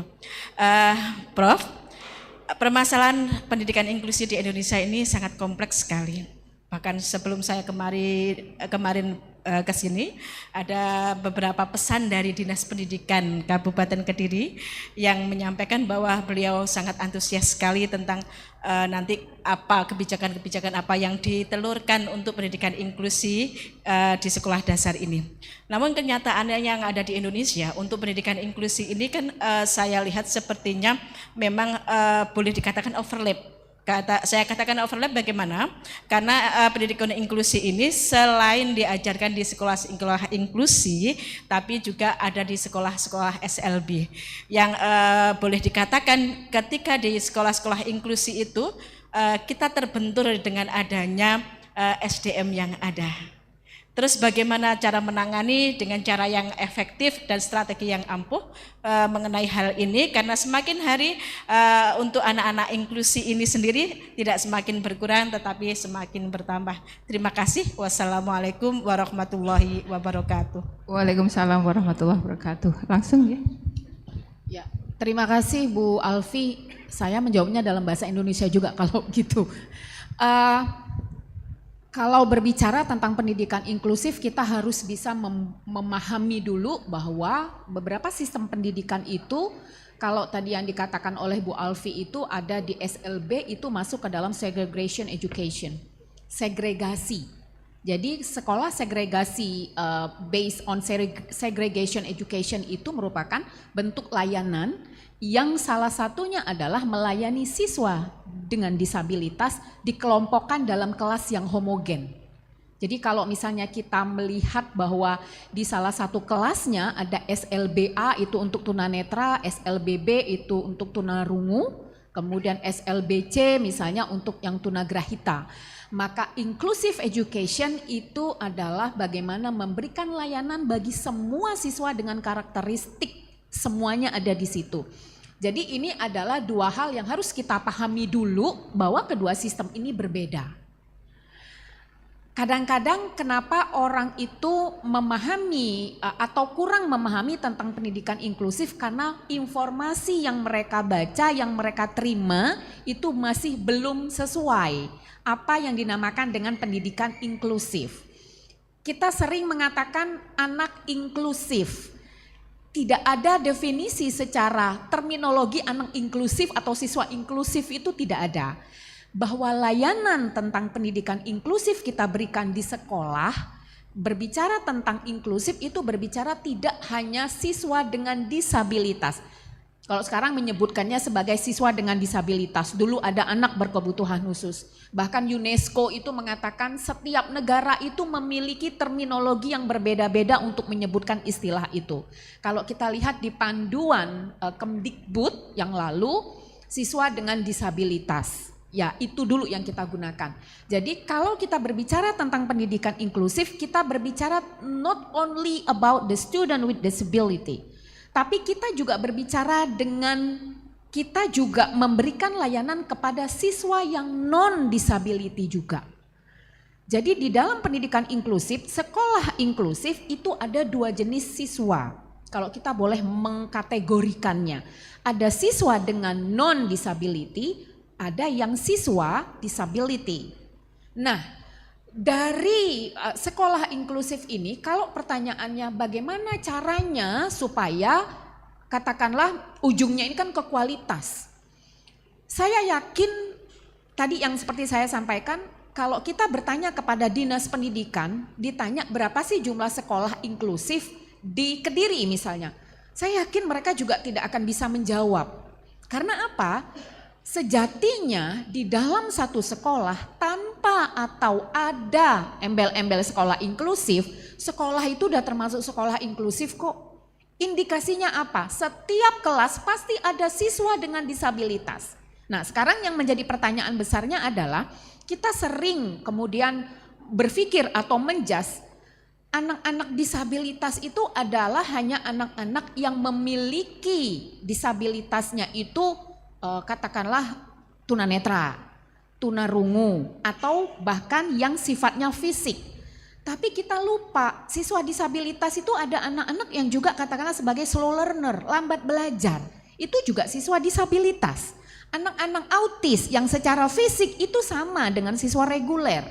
Anak-anak hiperaktif seperti saya yang ADHD itu ya, itu juga termasuk siswa dengan disabilitas. Nah, masyarakat di kita memandang siswa disabilitas itu adalah orang-orang atau anak-anak yang secara fisik itu bisa dilihat. Anak-anak yang retardasi mental ataupun anak-anak bipolar secara fisik itu kelihatan sama. Tapi kita nggak tahu kalau mereka ternyata ada keterlambatan dalam kognitif. Nah, kalau ditanya bagaimana strateginya, ini sangat berhubungan dengan tema kita, sustainable education. Maka tahun lalu kami melaksanakan penelitian 2 tahun berturut-turut tentang mentoring program for the inclusive school. Jadi para guru itu ngeluh ketika mereka setiap hari, tadi yang dikatakan oleh Bu Alfi, setiap hari itu masalahnya itu selalu ada dan selalu berubah. Seperti challenging banget bagi guru, kok setiap hari ada aja masalahnya. Belum lagi anak-anak hiperaktif tiba-tiba meja melayang, kursi melayang, yang tiba-tiba tantrum. Dan mereka bukan berasal dari backgroundnya guru itu banyak ketika saya kemudian melakukan penelitian itu bukan berasal dari katakanlah PGSD atau bahkan bukan dari yang PLB misalnya gitu. Even itu PLB, outputnya kan mereka tidak mengajarkan untuk kelas inklusif. Lebih bagaimana menangani siswa-siswa disabilitas itu. Faktanya di lapangan seperti itu, ketika mereka harus menghandle semua kelas, mereka bingung. Karena selama ini bisa jadi di PLB mereka fokus kepada siswa autis. Tapi kan di sebelah sana ada siswa reguler.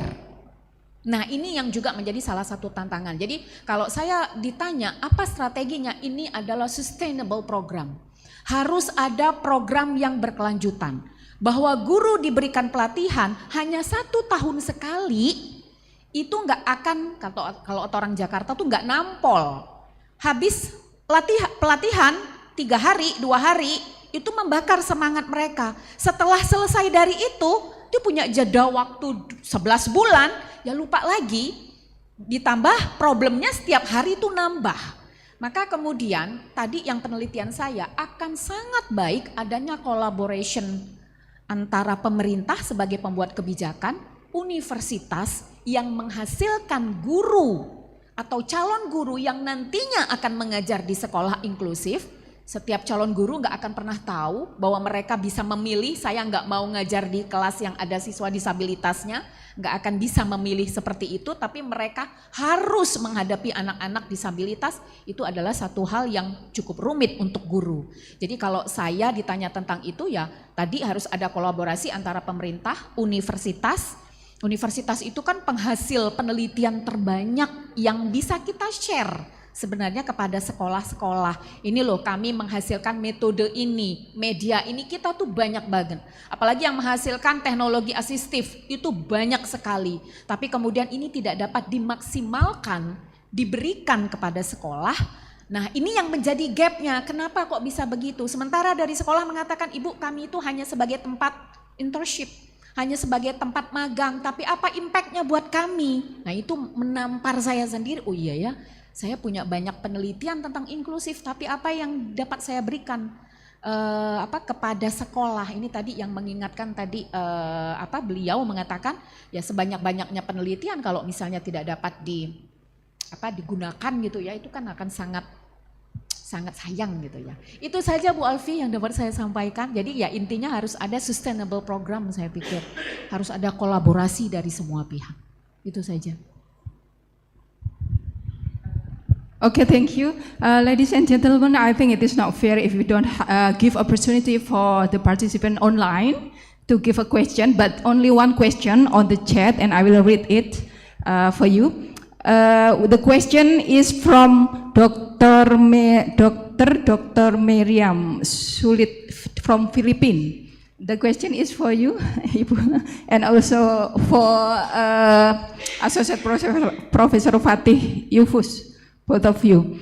What is your best practice in applying result of your research in closing gaps and achieving sustainable education in your university?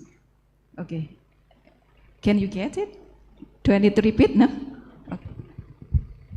From Filipino, yeah? Okay, what is the best practice? After we done the research, the best practice is we apply it and we publish it. For example, when we get in the data, okay, we study it and publish it in a journal. So the whole world can read your result, your data. So we need to, the best practice for me is we need to share. We done the research, we need to share for everybody. This is journal is the best platform to share our result of the research. We done the research and we publish and share with everybody. Okay. Professor Dr. Fatih Yufus, is there any comment or answer from you? Are you still here with us? Assalamualaikum, Prof. Okay, because we can contact or lose contact with Professor Fatih. I think this is all of the presentation from our distinguished speaker. Please give a big applause for all of them. Okay. Ladies and gentlemen, to conclude our parallel session, we have heard for engaging and insightful presentation, and it's offering a unique contribution to our theme of building sustainable education through research. From the speaker one, Professor Dr. Nora Zilawati, she began the session with the presentation on building sustainable through research, a transformative vision for future-proof learning system. And a critical question is, why should be research? And then she emphasized key point or finding, the role of research to enhance curriculum and pedagogy, identifying learners' needs, support effective teachers, and support innovation. And she also gave the key point that research as an engine of sustainable education by using like case study in the modern countries such as Sweden, Japan, and Australia, also in Malaysia for Salasa Tisa. And then she also point out that research is not just academic, it is lifeline of sustainable education, and recommended along, that research approach by action research and longitudinal research. And then following for the second speaker, Professor Dr. Rasmita Dila shared the topic in inclusive school integrated services based on collaboration partnership. So how collaboration can improve equality in facilities and also infrastructure. So it is very essential to collaborate between stakeholder, government, universities, and school, and also communities.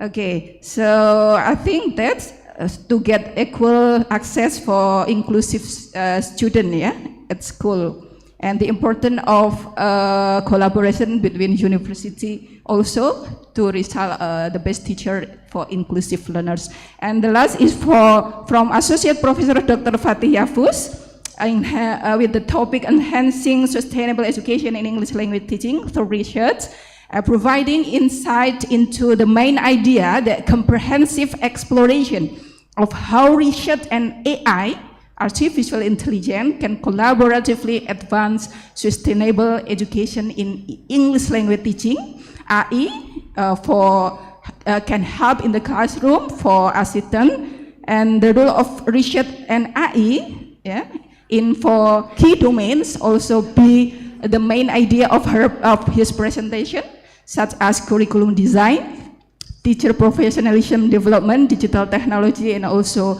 integration and community engagement. And the last, Professor Dr. Salama Daud conclude the session with the thought-provoking discussion on the importance of Iqra, or learning, or reading. So he pointed out that by giving the best effort for getting knowledge or for ta'lim or ilm, will get a huge and abundant benefit. And also the importance of quality of research. So as the lecturer, we should focus on the quality of research, not only the quantity, but the quality of research. So quality is more important than quality in ilmu,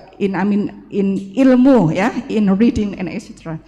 Okay, ladies and gentlemen, this diverse yet interconnected perspective have enriched our understanding of the theme building sustainable education through research. And as we come to the end of today's session, on the behalf of steering committees, I sincerely thanks to all of the distinguished speakers and then all of the participants of this online and offline for your attention and engagement. Okay, thank you and see you in the next session, parallel session. Wabillahi taufiq wal hidayah wa ridha wal inayah ihdinas syiratal mustaqim. Wassalamualaikum warahmatullahi wabarakatuh. Waalaikumsalam warahmatullahi wabarakatuh. So ladies and gentlemen, We have just concluded a very insightful and enriching invited speaker session. So on behalf of the organizing committee, we would like to express our deepest appreciation to all our distinguished speakers for their inspiring presentation, and to our moderator, Dr. Hidayatus Solihah, for guiding the session so smoothly and professionally. And let us once again give a warm round of applause to our speakers and moderator. Ladies and gentlemen, as a token of appreciation for their valuable contribution today, we would like to present certificate to our distinguished speakers who are attending on site, as well as to our honorable moderator. So please, I invite all the speakers and the moderator to come forward.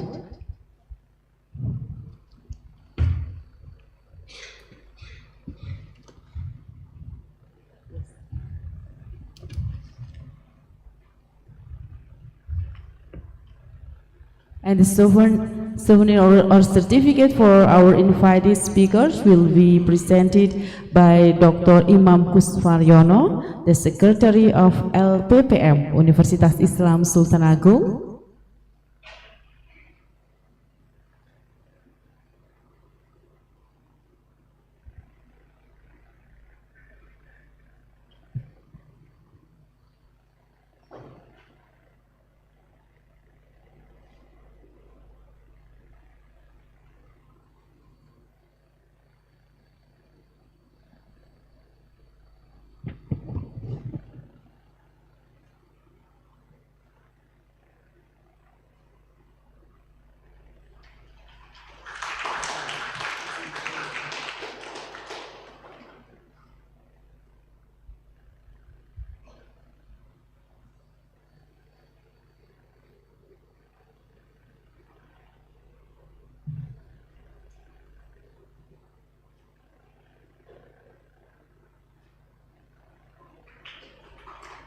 And the certificate for our moderator.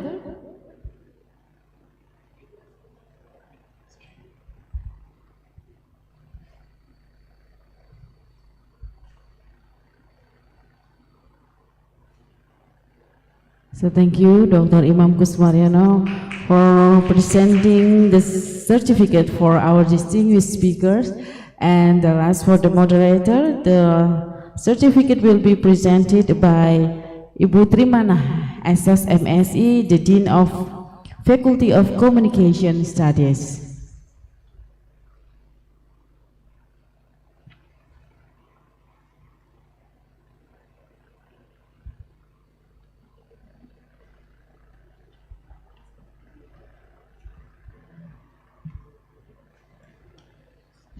Okay, thank you very much. Thank you very much for your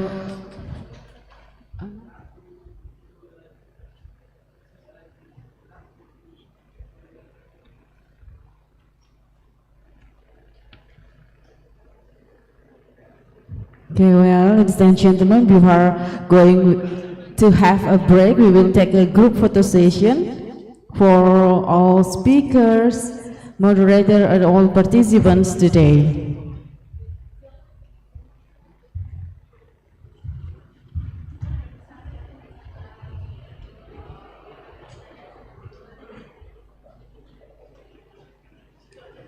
Yeah.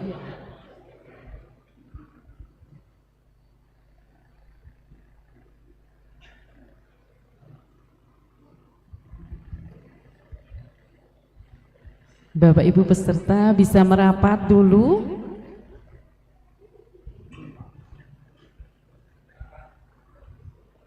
Supaya bisa diambil gambarnya dari atas, nggih. Bisa dikasih aba-aba, Mas?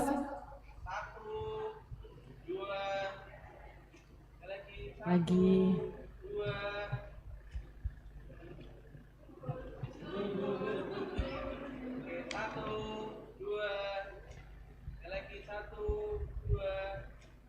Okay, thank you very much once again.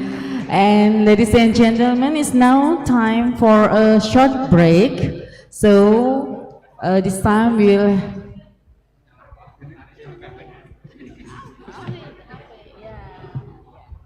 We'll have for prayer, take a pray, have a lunch, and also have a short break.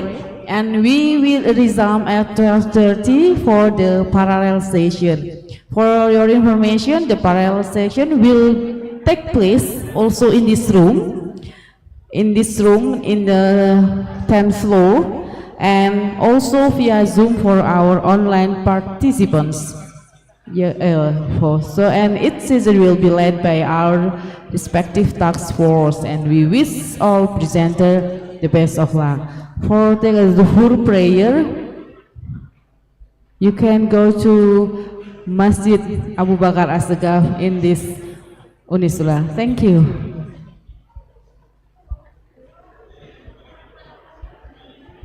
Bapak Ibu yang akan melaksanakan sholat zuhur in terms of originality, clarity, and contribution to the field. Okay, now let us begin with the Best Paper Award. Ladies and gentlemen, the winner for the Best Paper Award is, this belongs to Dr. Meriam Sulit for Philippines with score 95.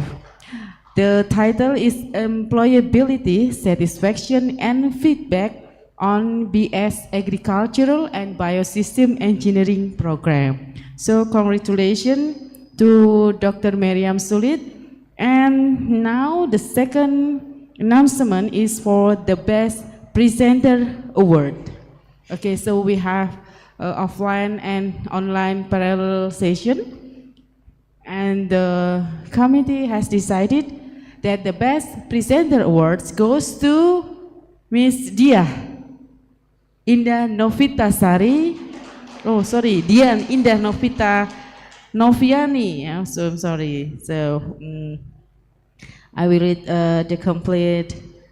Yeah, this is the Best Presenters goes to Mrs. Diah Indah Noviani from Universitas Insan Cipta, Indonesia, with the topic Developing Holistic Diagnostic Assessment for School Readiness, or SDASR, Cognitive, Affective, and Psychomotoric Domains, and the score is 83.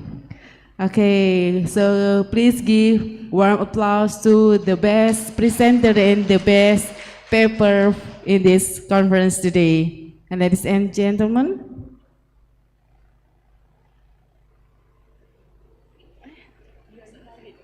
okay, and then we are invited for the best presenter award who has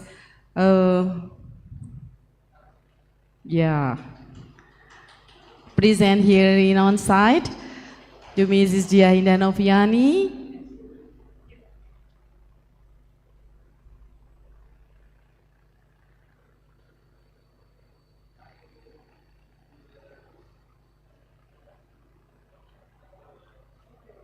Okay, congratulations to the winners, and thank you to all presenters for your excellent contribution. And finally, thank you very much for being part of Icontess 2025. Hope we can see you again in the next Icontess.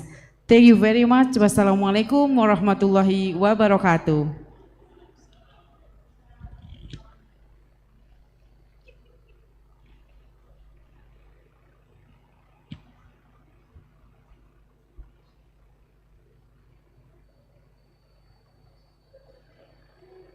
Kita foto bersama ya untuk semua peserta partisipan yang masih setia berada di auditorium ini. Semoga acara hari ini menambah wawasan, meningkatkan pengetahuan, dan tentunya menambah juga rekan-rekan yang bermanfaat dan saling mendukung. Kita kembali lagi bertemu di konferensi selanjutnya. Tetap sehat, tetap bahagia, and have a wonderful day.